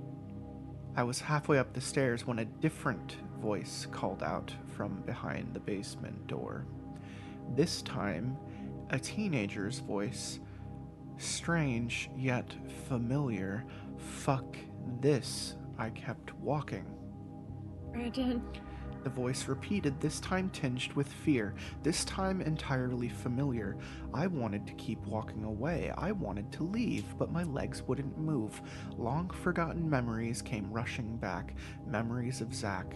Memories I ignored. Memories I shoved away because it was easier to pretend that they never happened. It was easier to do everything in my power to ignore the dread than to face it head on. It was easier to pretend that Zach had never even existed. Brandon, help. Zach's voice quivered, terrified. Something's down here. He whispered. Brandon? He pulled at the door handle and the door shook. Brandon? Zach whimpered, the fear in his voice growing each and every time he spoke. Brandon, open the door, please. He pulled at the handle again, harder this time. Brandon, please open the door. He banged a fist against it. Brandon, I'm sorry, Brandon. His voice trailed off into sobbing whimpers, and he slid down the door, muffled weeping. An image crawled into my thoughts, the image of Zach, gray hoodie pulled over his head, curled into a ball, weeping at the top of the basement stairs. Silence. A sudden and shrill scream of terror, primal, almost inhuman, followed by the quick thumping sound of a body dragged over stairs, screaming and pleading all the while, dragged down the stairs, down the hallway, into the rec room, kicking and screaming and begging up from the basement, echoing through a vent in the wall next to my ear. I'm sorry. Another voice, not Zach's voice, not my father's voice, a voice I didn't recognize, panicked and remorseful. I'm sorry, Zach. Zach, I'm so sorry. I can't. I don't. The sickening sound of a bone cracked against concrete like a tree branch snapping in the wind, the percussive beat of a skull against stone again and again and again, Zach's whimpering shrieks for help turning more unintelligible with every impact. Even worse, the person killing him was profusely and sincerely apologizing all the while. I'm sorry. Oh God, I'm so sorry, Zach. Sudden silence. 5 seconds, 5 minutes, I didn't know. Only silence. Silence, and then sniffling whimpers. Not Zach's voice, not my father's voice, the voice of who I assumed was the intruder, crying, sobbing. Oh no. it moaned, filled with unimaginable guilt. Oh, God. I'm sorry. I'm so sorry. It wailed. And then I heard it drop to its knees and fall to its side, maybe curl up into a ball and trail off into pitiful, whimpering sorrow. Unimaginable grief. This went on for several minutes, until finally, more silence. Sniffling, the sound of somebody standing up, the sound of somebody dragging a body against concrete, deeper and deeper into the basement, quieter and quieter, as if the rec room stretched on further than it should, further and further away until nothing. Dazed in a trance, I wandered up the stairs and into my bedroom. I pulled the door shut, stuck my earplugs in, crawled into bed, and I shut my eyes. And a sudden realization flooded over me. Coat rack. Finally, I understood the nagging itch in the back of my mind. A realization so obvious that I hated myself for not getting it sooner. I burst into laughter. Not happy laughter, not funny laughter, insane, compulsive laughter. Curling into a ball on my bed, I turned onto my side and stared at the fake cherry wood vinyl closet doors, the doors that reminded me of my childhood bedroom. My eyes traced along the paths of wood grain patterns, and the words of Paul played through my head all the while. Take that coat rack out past city limits and douse it in gasoline and burn it. I told Paul a lot of things, but I never told him about the coat rack. Oh, God. I knew it. He's sketch. He's fucking sus. First off, let's talk about how this fucking thing is a grade A manipulative piece of shit. Yeah, and I mean, it's in your head. Like, it is in your head. It is not just in your basement. It is in your parts brain. of you. And it's the dad said it. Get over the parts of you that you don't like. Work on it if you can. Because it's gonna find. This is what he didn't say. It's gonna find the things that you hate and find a way to weaponize the fuck out of them. Mm-hmm. I wouldn't be able to handle that. If I heard my best friend fucking screaming, crying for help, I wouldn't be able to handle it. My dead best friend? Yeah. Yeah. I mean, my dead dad and my dead best... Yeah, I mean, that would get to me. That would absolutely get to me. All right. By all means, take the next part. Part 7, Rule 1. He will begin in the furthest corner of your basement. If you see him, do not overreact. He may decide to move on. You know, if he's feeling like it, you know, fleetingly. Feeling cute might ruin somebody's fucking life later. I don't know. So perfect. Such a perfect... We're finding memes for every part. Oh wait, I need to find the fucking where's that picture I edited of the shy guy with like the bows and the sparkles, because that's the vibe. Yeah, feeling cute. Feeling cute. Might pretend to be someone's dead friend later. Might eat you later. Might eat you later. I woke to the sound of rain. Rain tapping against the bedroom window, trailing downward, a pointless race to the bottom, large drops consuming the smaller. I sat up and stared at the shut closet doors. Sighed, still exhausted. The horrific sounds of last night echoing in my head. Zach's whimpering screams for help. Reaching for my crutches, I stopped short. Water. A small puddle on the windowsill. I pushed up to standing and crouched over. Water dripped off the window and sill and onto the floor. I wet my hand against it. Cloudy white droplets clung to my fingertips. I ran another hand along the edges of the window seam until it caught a snag. More water. The windowsill was broken. Yet another expense I didn't have money for. Great. Wiping my hand off my shirt, I turned around when another memory entered my head. Dripping sound in the basement. The puddle of water and clumps of wet dirt in the basement corner. What exactly was that about? I grabbed my other crutch and went downstairs. I didn't know for sure yet, but I had a theory. My theory is that this thing can creep in through like a fucking crack in the mold. I think so too. It just needs access. There's also been a lot of mold analogies and mentions I like that, though, and like it's visuals. foundational, like you had said. Yeah, like it's temperature. It's a creeping thing. Slow, and I mean, mold slow, is just... inevitable, but maybe not moving. Exactly. And I mean, with mold also, like once you have it, it is so hard to get rid of. Yeah, chemicals. Howie's green backpack sat in the middle of the living room floor. Howie? I said. No response. I shrugged, moved into the kitchen. Maybe he went out for the day. Either way, my curiosity was getting the better of me once again. Girl, you have got to stop with that shit. You have got to quit right now. You have to immediately what stop. Med helps you just like stop thinking. All that I could think of is weed. I was about to say a nice indica.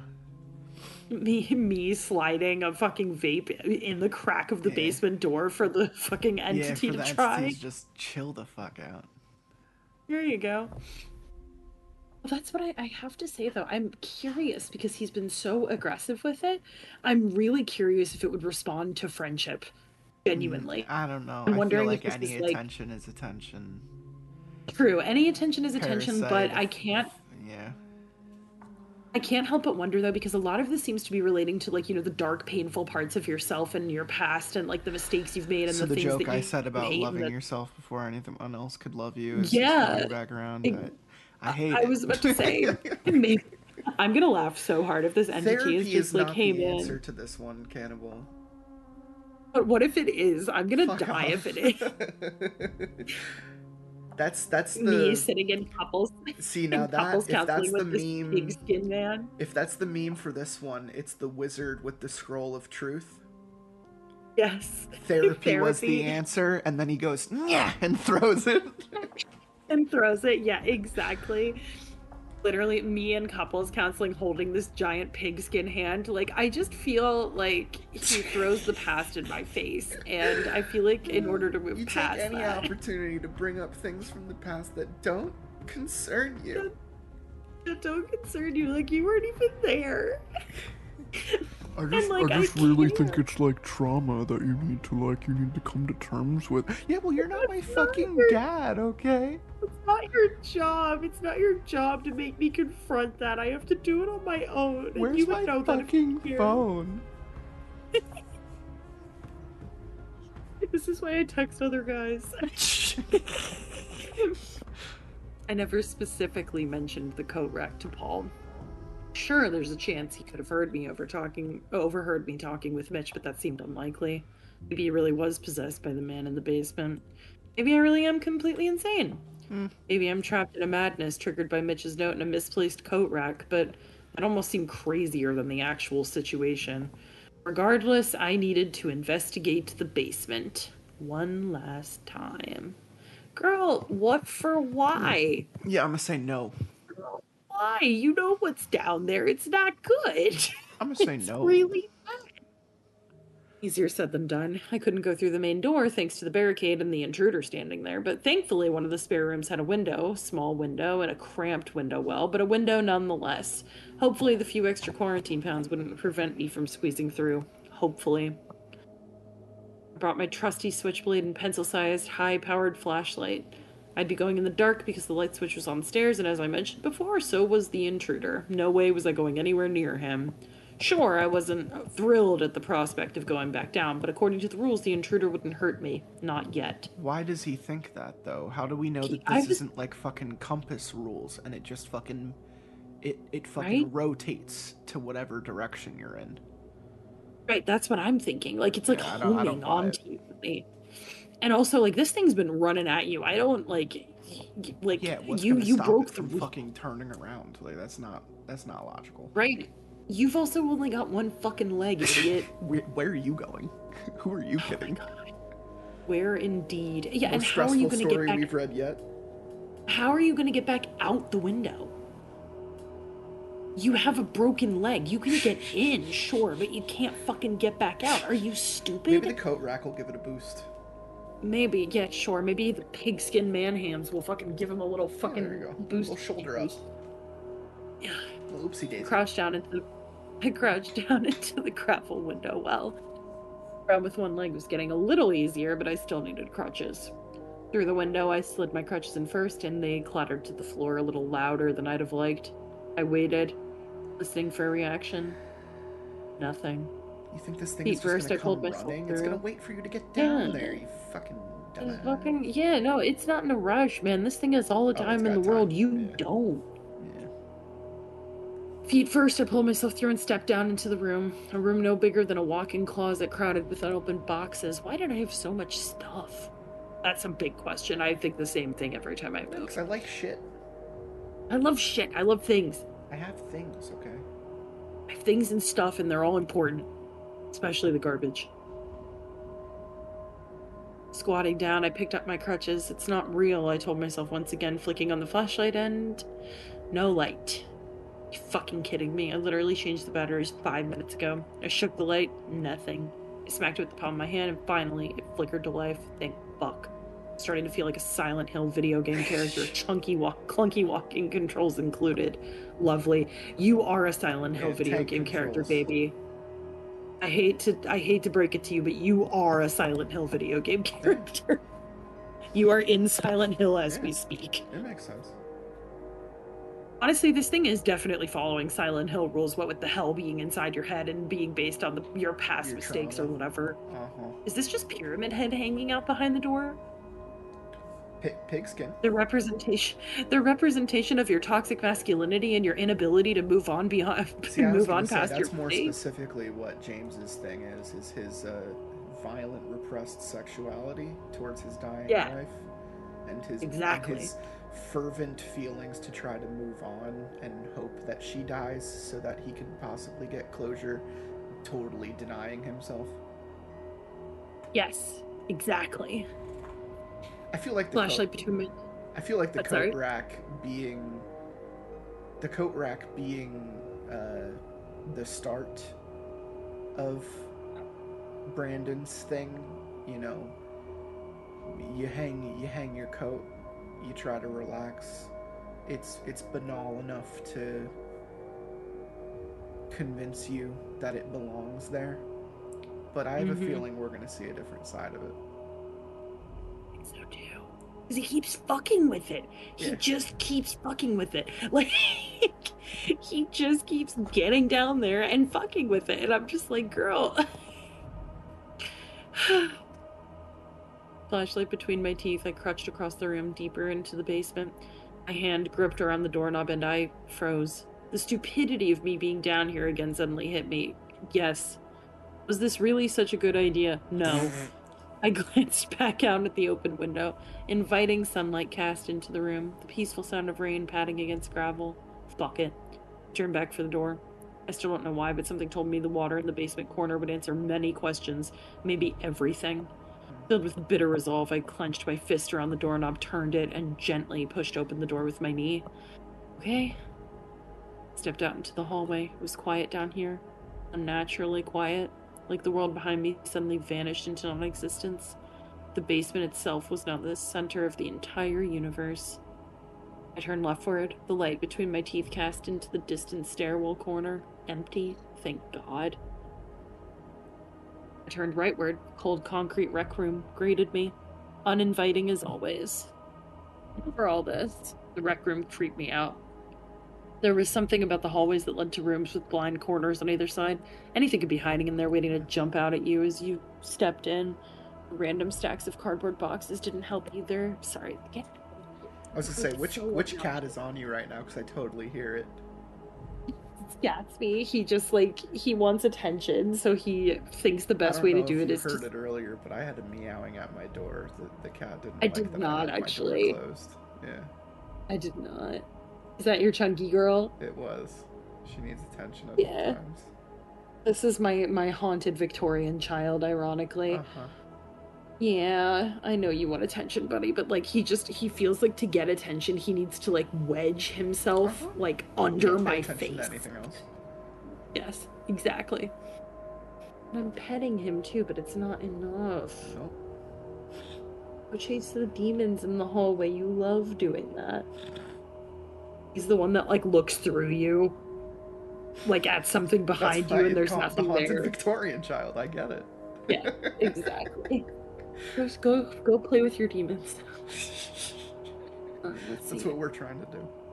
Shadows on the rec room's back wall lurched up and down with each forward step. My eyes darted back and forth, searching for any possible movement, any sign of the intruder. I stepped into the rec room and swivel-checked the corners. Nothing. Everything motionless. So still it almost felt like the room was on pause. A thin layer of dust covered all. I crouched forward again, and my cast-covered leg bumped into a stack of precarious boxes. A stack of boxes that collapsed into another stack of boxes, and then another one. Stupid fucking idiot.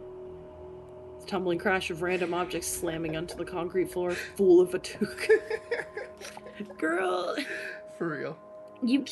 I'm starting to lose sympathy for You're this aware character. of it, right? Yeah. Like, it's like, I appreciate that you're aware of how stupid you're being, but then you It doesn't keep solve making Yeah. whore-ass decisions, and I'm just Yeah. like... Reprehensible. Yeah. I tensed up, bracing for the noise to end. Finally, the domino cacophony stopped. Silence returned. I looked back over my shoulder, casting light into the stairwell corner, still empty. Good. I half expected something terrible to be stood there. Something incomprehensibly monstrous. I waited with held breath, waited for the intruder to stagger down the steps, but nothing happened, not even the sound of breathing, not even the smell of burnt hair. Okay. I turned around and crept towards the back corner. Squatted down and studied. It was the same corner where the water had dripped a few nights back, dry now. I looked up, pink insulation and pipes. Maybe it really was just a leak. Maybe I came all the way back down here for nothing. I was about to stand back up when something caught my eye. Dust, or rather a lack of dust. A perfectly dustless square in the corner of the concrete wall about 3 feet by 3 feet. I leaned in close and squinted. There was a hairline thin line in the concrete, a crack only visible from the perfect angle. A thin line forming the shape of a square, like someone had cut into the concrete with a laser. Almost reflexively, I placed my hand against the dustless square and pushed. The panel shifted backwards with a satisfying click. Then it shifted forward and slid to the side, revealing an entrance. An entrance barely big enough to crawl through. I looked back over my shoulder, shining the flashlight down the door to the rec room. Still nothing. I turned around and crouched down further. The entrance led to a tunnel. A long, straight tunnel with dirt walls, dirt floors, and strained beams all holding it together. Unsafe, to put it mildly. It went for about 20 feet. Barbarian? Literally, I'm like, mole people? Mole man? Is that why his hands are so big? Does he need it to dig? I know where your mind is going. You can calm down right now. Cute boy, big hands. Don't have to say anything more than that. Felt cute, might delete later. Felt cute, might delete later. Sending a you up text. You down. You down? You in my basement? I accidentally frightened this man in the basement away by being too nasty. It's a tactic. They're like, this isn't even fun anymore. You're having too much fun with this. I just feel like I should scare other people. I just feel like I should scare other people. And I'm like, ah.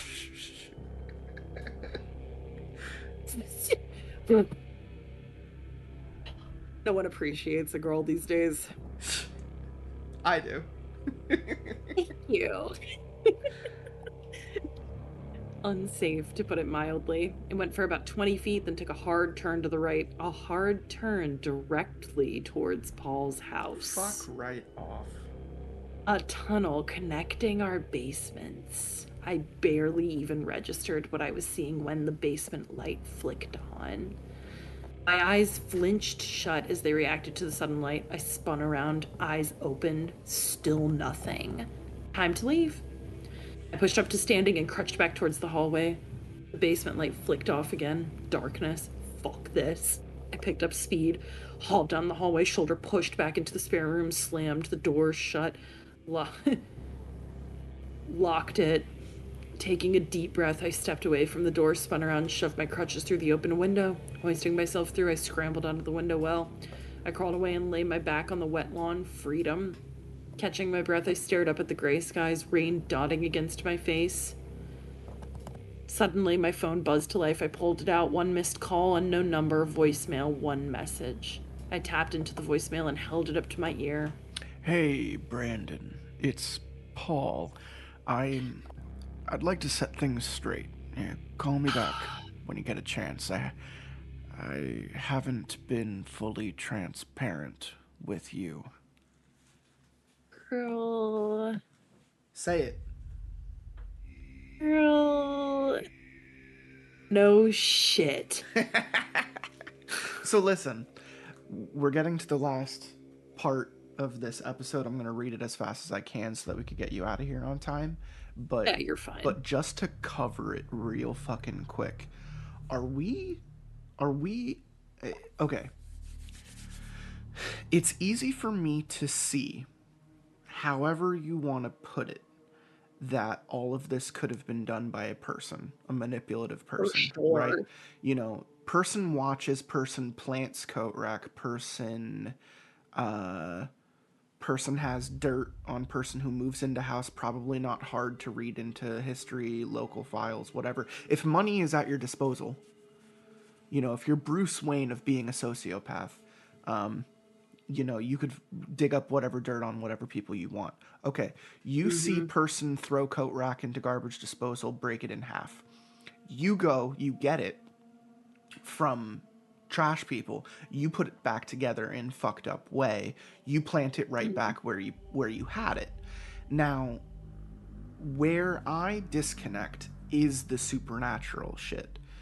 How do translucent naked pig arms come out from behind this thing without any other part of the body pick it up and then move it forward you without seeing the person behind it? That's where I'm disconnecting, because you can't rationalize that, right? Because the only thing and this is what I'm getting at, if I'm to speed up my point, the only thing that we're confirming now is that the father might have constructed this this pathway to the other house simply to get this thing to leave him alone. That's what I'm thinking. It gave it another house. Let me continue let me own this other house across the street, and let me cycle people through there for you to feed off of, as long as you don't end me. Let me bankroll your parasite nature. And the kid, you know, Mitch, he picks up on this. He understands it. He doesn't trust his dad anymore. He knows his dad's an agent for this thing. Cuts connections, but feels the responsibility to watch for anyone who moves into this house. That's where I'm at. Oh my god. Are you anywhere else? Or are you with me? I also... No, I literally... I also think that. I'm starting to think that maybe, like... I don't know. I feel like the entity is definitely, in my opinion, supernatural. I do think that it's supernatural for sure. Like, that's... Right, like it knows about... Like it's in his fucking head. It's like it's funny because he keeps saying it's all in your head, and it's like, no, it's in his head. Yeah, but not the but way. That doesn't mean it's all in his head. You know what I mean? Yeah. Like, he clearly, I think he definitely, because he also said that he has a friend living with him. Yeah, I mean, I think it's clear that it's over there. Yeah, And I think it's something's- clear that, like, when it's not in his basement, it's somewhere else. Yeah. You know? Yeah. Talking, commiserating, Exactly. having a beer, hanging out with Paul. Hanging out with Paul, yeah, exactly. Watching, watching Brandon slowly descend into madness. Well, I was gonna say watching, like, what's the network where you like buy stuff? You like call. Oh, QVC, yeah, the QVC. shopping network. Yeah. All right, part 8. Throughout all of this, I kept thinking about my childhood friend Zach. They never found his body. The only thing they found was a green bicycle, mangled, twisted, stained with blood and guts. It was a hit and run, according to the police. It's likely a semi-truck that didn't even know at first. Some driver, driving for miles, oblivious to the mess of gore stuck to the front of his truck, drove all the way to the next brake stop. It's more common than you think. The driver probably got spooked, cleaned the gore off his truck, lied to himself, said it was just a deer or something, and that's that. I personally never bought it. And back when I still cared, I was convinced something else was at play, something incomprehensibly terrible. But considering the lack of evidence, it was the most likely explanation. At least, that's what they told me. It took me over 10 years to finally accept the given explanation, and that was the first step to moving on. And after that, I finally stopped thinking about Zach every day. And sometimes I didn't think about him for weeks or even months. Up until the intruder's mocking theatrics, I'd barely thought about Zach for years, and that was fine by me. Anything to get a good night's sleep. But now, memories of Zach played through my head like half-remembered dreams, like the time he jumped from the second-story bedroom onto a trampoline and his mom screamed at us from the living room, the time we stayed up all night playing Super Mario Bros. When my dog died and Zach came over and didn't say anything, he didn't try to make me feel better, he just sat there with me, and that's all I needed. I didn't have a real friend before Zach, and I hadn't had one since. I agreed to meet with Paul in a public park, and my plan was simple. Let him do all the talking, hopefully learn something along the way, and at this point it didn't make much sense to confront Paul on anything. I'd only bring up the coat rack if needed. I still didn't even know if Paul was Paul, but that didn't matter right now. Gray skies above, Paul sat on a park bench overlooking a duck-filled pond. Reddish-orange autumn leaves carpeted over muddy grass. I approached from behind. Paul? He looked back over his shoulder, breathing fog. Let's go for a walk. He trudged down the path, boots crunching against the gravel. You know I struggled with drinking, right? I nodded. I told you the first time I saw the intruder was in the basement, yeah? That wasn't entirely accurate. I did see him once before that. Way back in 81. Holly and I, not married yet, were camping out in Utah, LaSalle Mountains. He stopped talking, looked around as if to make sure nobody else was too close. Satisfied, he continued.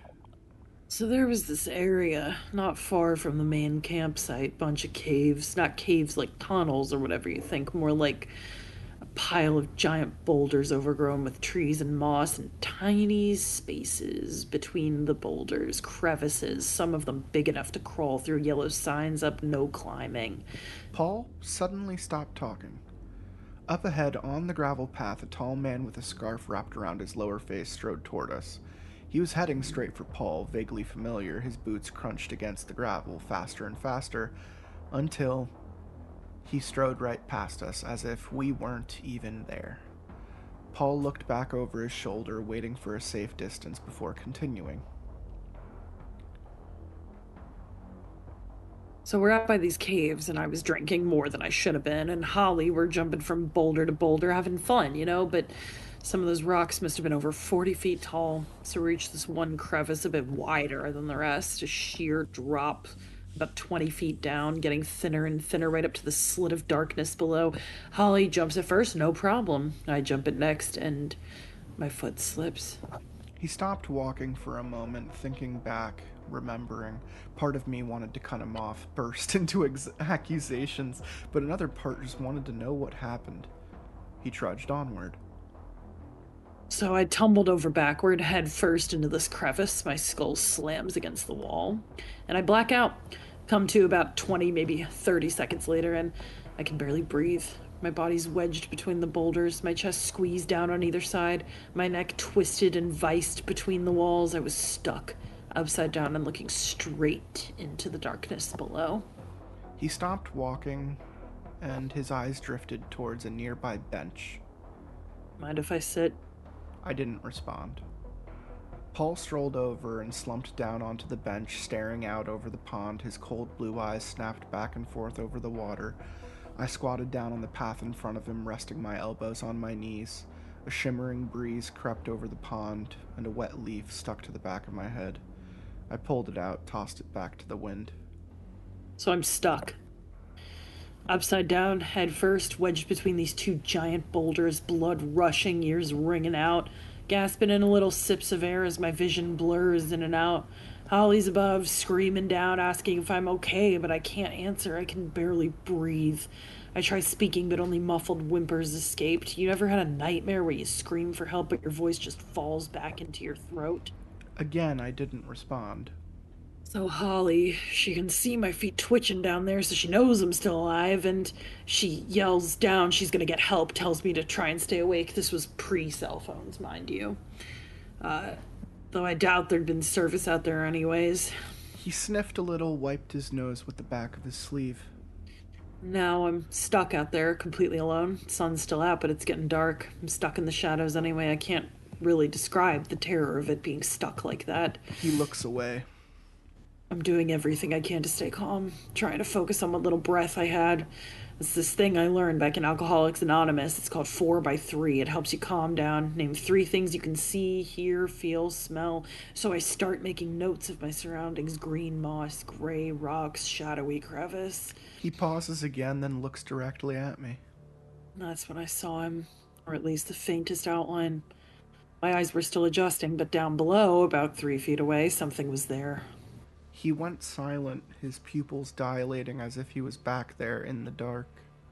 First I thought it was just a shape in the rocks, maybe optical illusion, you know?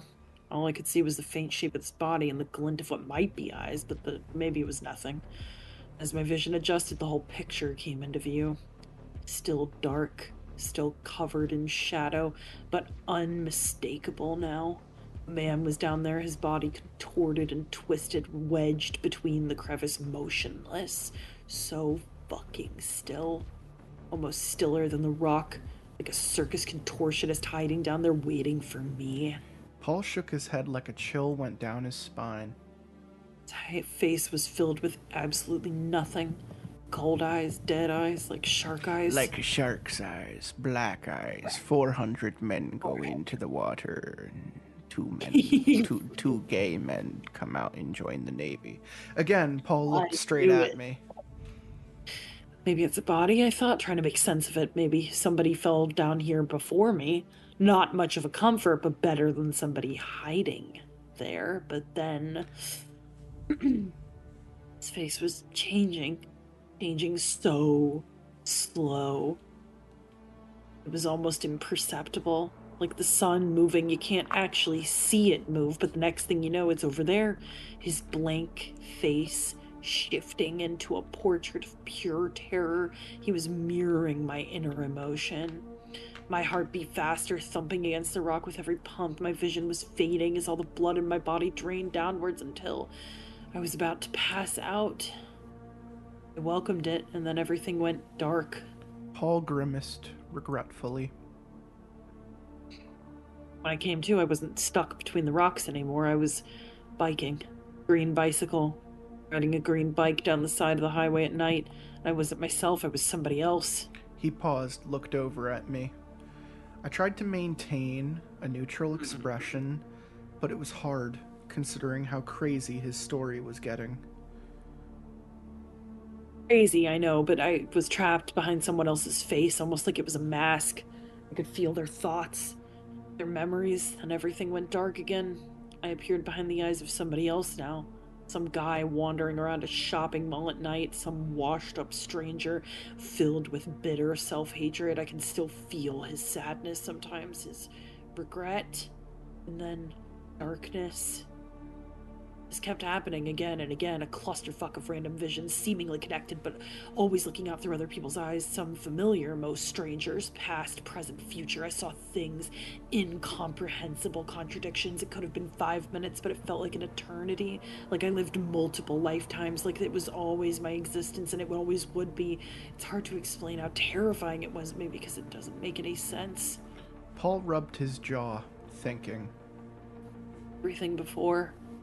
My life with Holly, fishing on summer weekend, playing with my kids, it was all nothing but a thin sheet that might be ripped away at any second. Paul shifted his weight. Can't explain why, but that strange message was so clear, like my entire life had been a dream and I'd just woken up in the real world, a world where I didn't exist. There wasn't a shred of doubt in my mind.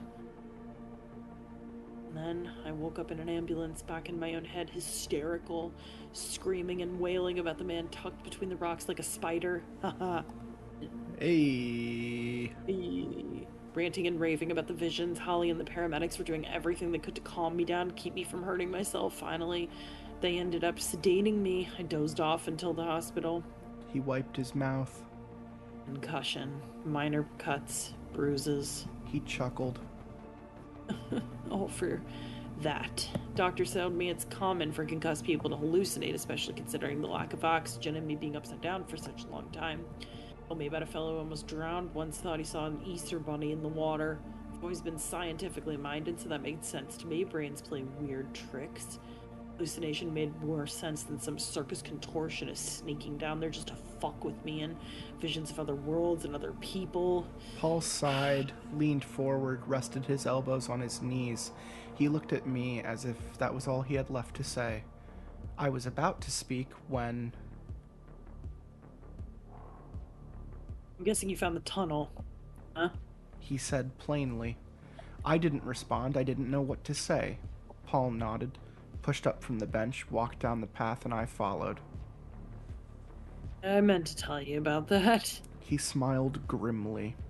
So after I tried shooting the intruder all those years back... He rubbed the knuckle stub where his pinky finger used to be.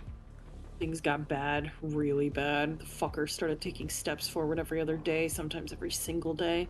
Tried many things to slow him down, but the only things that worked, the maze and the bunker door. Had some friends from the army help me with that, told them I was building a doomsday bunker. He shook his head. I was a medic in the war, did I ever tell you that? Again, I didn't respond. I was doing everything in my power to stay calm. Of course, Holly and I were already on thin ice, and then I shot my own finger off. He smirked. Building an apocalypse maze bunker was the cherry on top. She took the kids and left, which honestly was fine by me. I didn't want my family around the intruder anyways, or around me for that matter. I was still painfully aware of the fact that I might just be completely insane. He stopped walking for a moment, looking around again. He continued. But her leaving really kicked me into gear. Forced myself to stop drinking. Started getting help, professional help, started taking meds, the right meds, and sure enough, things actually got better. Bunker door seemed to be keeping the intruder at bay. Sure, he was loud as hell banging on it every night, but I wore earplugs, blasted white noise, and that was good enough. Weirdly, I was almost at peace with him being there. He's repeating himself now. Paul sighed, breathing out fog as we walked along the path. And one night, maybe 6-7 months after Holly left, I wake up and it's quiet. Dead quiet. No banging on the door, no screaming and howling from the basement, just nothing. And that silence filled me with a fear worse than anything I've ever felt before. Being stuck between those boulders included, it terrified me for a few reasons. First, it made me wonder what he was up to. Second, I'd gotten so used to the sound I couldn't even sleep without it. In a twisted way, the intruder had given me purpose, something to reckon with, and now he was gone. Paul looked up at the gray autumn skies, squinting as diffused sunlight cast against his face. So a few weeks of nothing go by, and then on Sunday afternoon, Holly calls me up out of nowhere. I guess she heard through the grapevine that I was doing better, getting help. Asked me how I was doing, asked if I wanted to get coffee, maybe see a movie. Can you believe that? Just like how we met. She asked me out. Back in those days. Smiling, Paul shook his head. Said that'd be nice, and next Tuesday'd be all right. Paul went silent as if considering his next words carefully. I set the phone down, turned around, and there, set in the middle of the living room floor, a bottle of cognac. Unopened. Paul rubbed his forehead with the back of his thumb.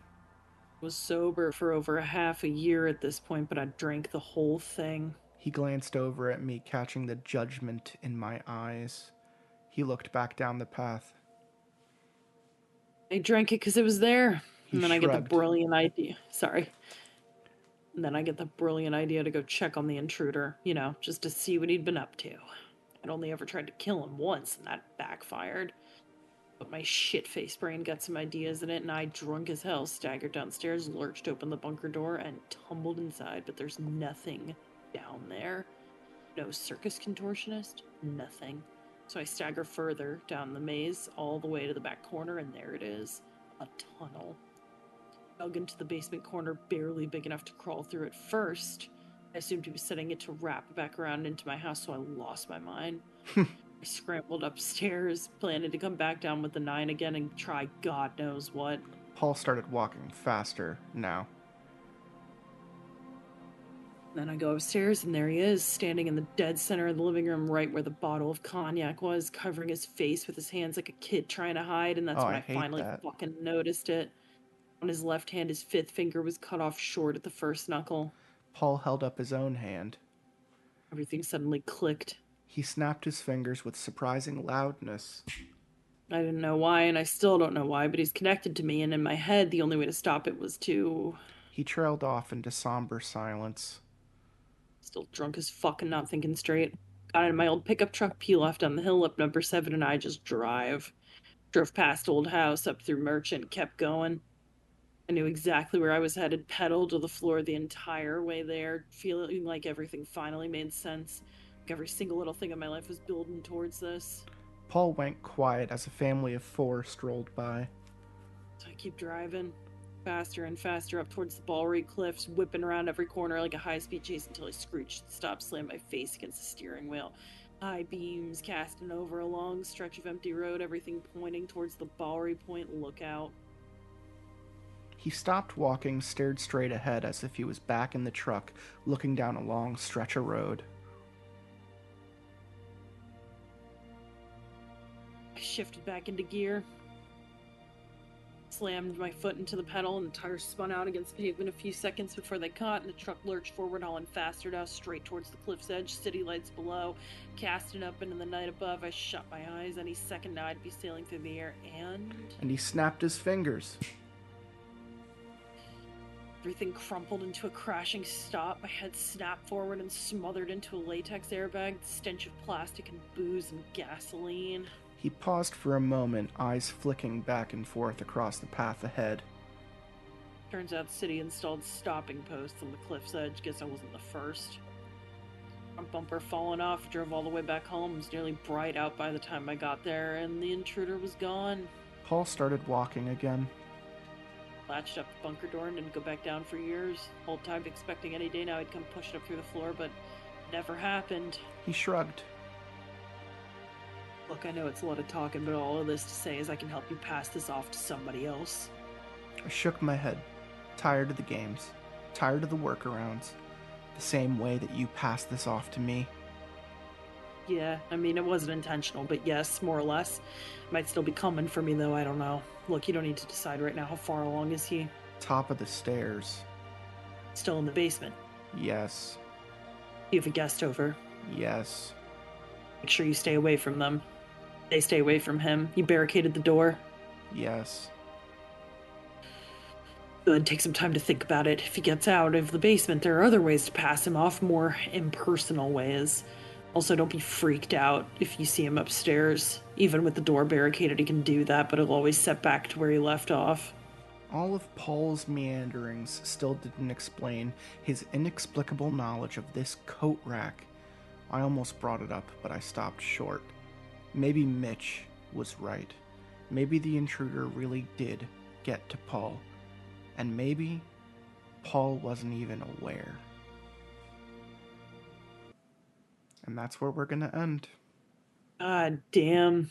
I don't think Paul is aware. I think he's exactly right. I think it did get Paul, and I don't think he has any fucking idea. Yeah, I mean, what's a worse thing for a parasite to do than convince you, that it's not even there? And also that it can't be gotten rid of through any means except passing it off to someone else. Yeah, of course. I mean, it's the cordyceps thing, it feeds into your brain, it makes you walk up a tree, it creates a flower, and then it fucking blooms and spreads. It's just, it's science. I mean, we break it down, these are all predatory, parasitic tactics, and it's all linked to paranormal possession. I still don't like the tunnel. I don't. Okay, so first thing I want to say is, even though that was my chapter, you had to read fucking all of it, so you're welcome. And good job, by the way. I also understand that you were reading fast because we need to get this done, but Sorry? it's just, for all of his exposition, which I didn't care for to begin with. I don't need to know. Yeah, it was a little too much information I don't need for to know me. Paul's fucking life story, right? I No, don't. I'm I just don't. It's inconsequential to where I think the story needs to go. It's fine for flavor text. I get its purpose. Paul is the type of character who would overshare to try to be like, I'm a person. You can trust me. I'm real. You know what I'm saying? Yeah, But exactly. but again, totally bullshit. It's just I don't believe a fucking word coming out of him. The coat rack fucking dime drop was all I needed to confirm it. Yeah, no, it's And too. Mitch being absent, I don't like now. I'm Yeah, starting where's to he at? think I'm starting to think something happened to him. He might have Maybe he's dead. he might have finally confronted Paul, and it might not have ended well. We also haven't figured out, like, if we're going exposition heavy, we don't know what happened to Polly, and it's been a while since he's mentioned Evelyn. And in the middle of you reading that, I said he's repeating himself now. And like, Yeah, I remember. there's nothing like a mimic would do than forget that it said something the same way already. Yeah, Puppet to puppeteer type of thing. exactly. And plus, like, I don't feel like Mitch mentioned his sister. Like, no, excuse me, he did, but like she's been very like un Again, it's just it's boundary. it's like It's yeah. I don't know. I don't know, and I don't.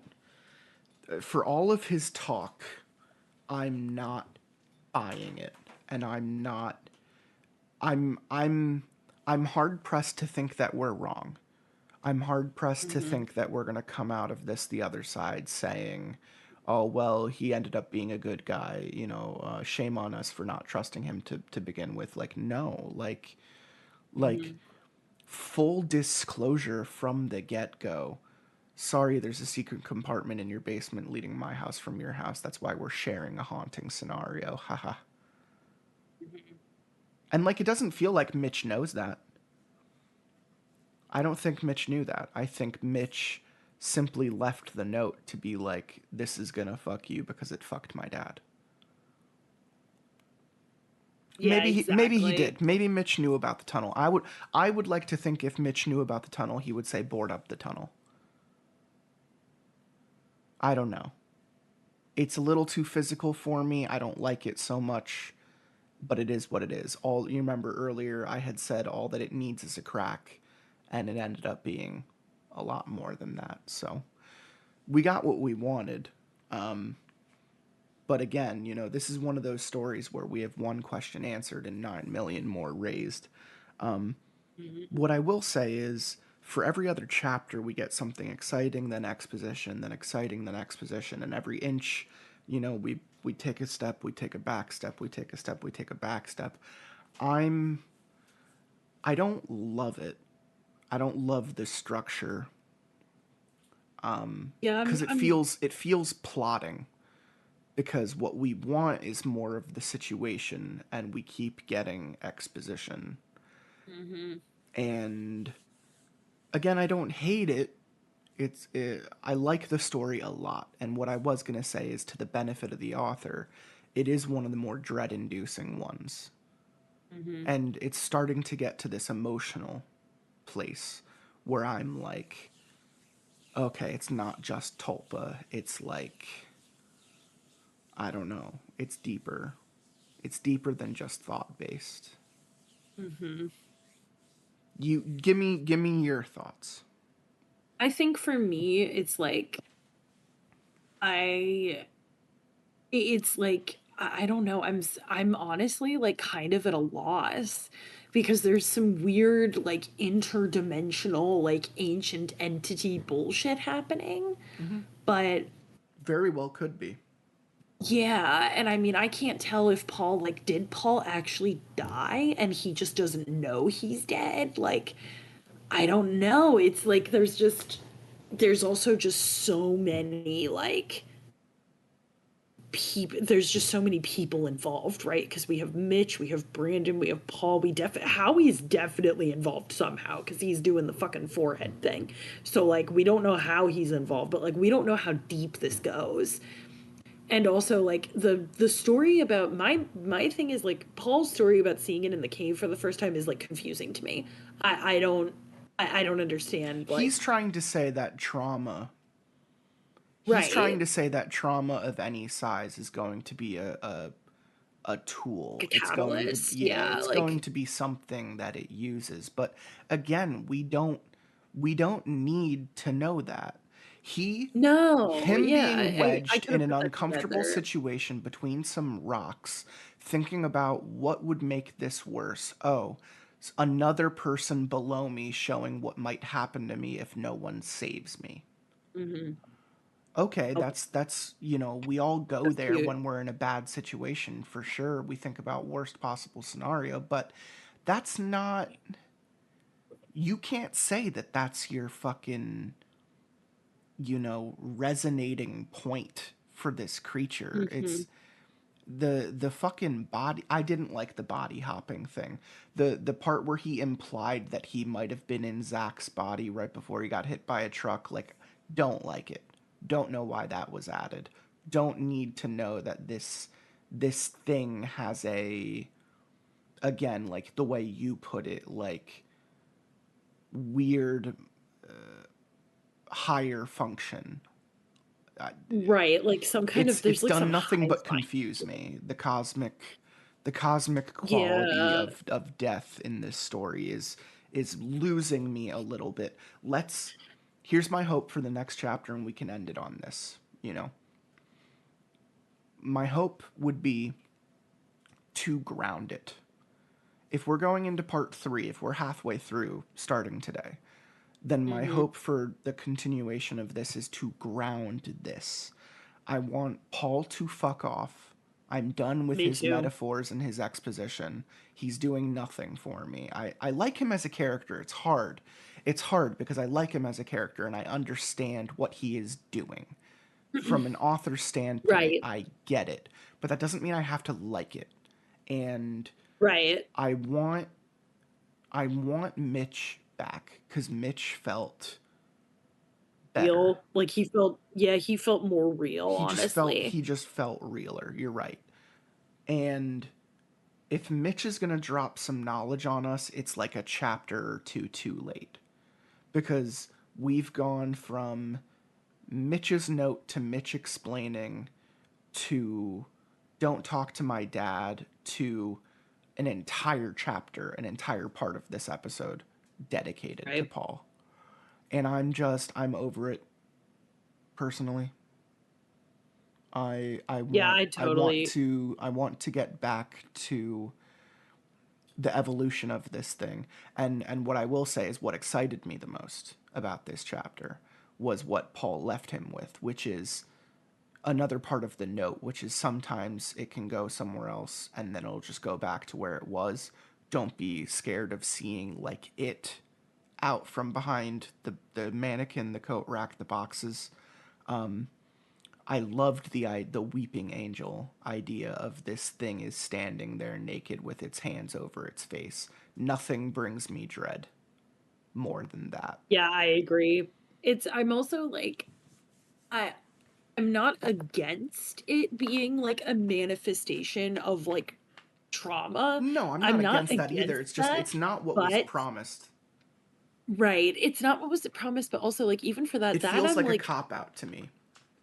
it feels for me I feel like it's just kind of being handed to us too easily. Like they're really like I feel like it would be better if we just cut out every conversation that he's had with Paul basically giving us like exposition and context. Like it would be better without context.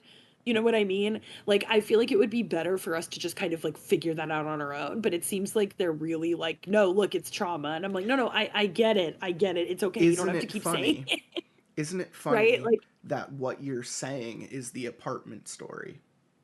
yeah. The apartment Bas- story has this narrator bumble and fuck their way through a plot.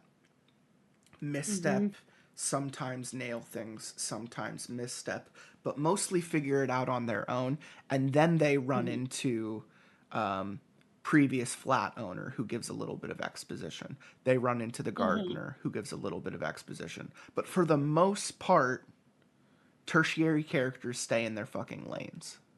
Yeah, they do. I don't know. It's a hefty comparison, but I don't want to hold you much longer than I already have. No, you're It was a fine. meaty fucking episode. It was meaty. There was a lot happening. I'm gonna need like 4 to 6 And business days to process, I think. and I know I'm gonna ask you to come back and read the next one soon Of course. because I just now I'm I gotta I'm know. desperate for answers. Yeah, The I need to story has know. I done need. one good thing, and it's other than making my butthole tight as hell. It it is a convincing narrative. It is an engaging narrative. It's a thought-provoking narrative. I really, really, really, really, really hope it nails it. That's sick, actually. Nails the landing. I hope it does, honestly. I think that would be fucking awesome. So fingers crossed that that's what happens. Because, like, I definitely, for me, like, it's like 50-50. There's a lot of good stuff. There's a lot of stuff that I think is just, like, it's unnecessary. We're just going a little too hard. But yeah, I'm really, really hoping that they bring it home as well and that we get, like, a nice, satisfying ending. What do you think is coming in part 3 if we're getting a bit ahead of ourselves talking about how it's going to end in part 4? Where do you want to see I 3 think, go? Just raise I think, stakes to possible height? yeah, that's my thing. I'm not sure how they're going to raise the stakes, but I think that there's Get going to out of the be, basement. yeah, I think something with Howie has to We've happen been personally. alluding to it getting out of the basement so many times Mhm. now. Yeah, like it's going to be out of the basement How many soon. And times do like I think characters have to tell us that it's out of the basement? I would also like if this next chapter we find out who or what is in Paul's house.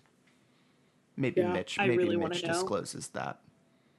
Maybe, yeah. I also just hope that like Mitch kind of like I kind of hope I'm between hoping that Mitch comes back and helps out and also hoping that Mitch tells him to kill himself. I don't Just know. like we tell We'll our find out how that subscribers. kill yourself. Or don't. Wait, am I not allowed to say that? I might not be allowed to say that. I say it all the time. It's fine. You could get it off Oh, your okay. chest if you want to get another one out Oh, there. Go for it.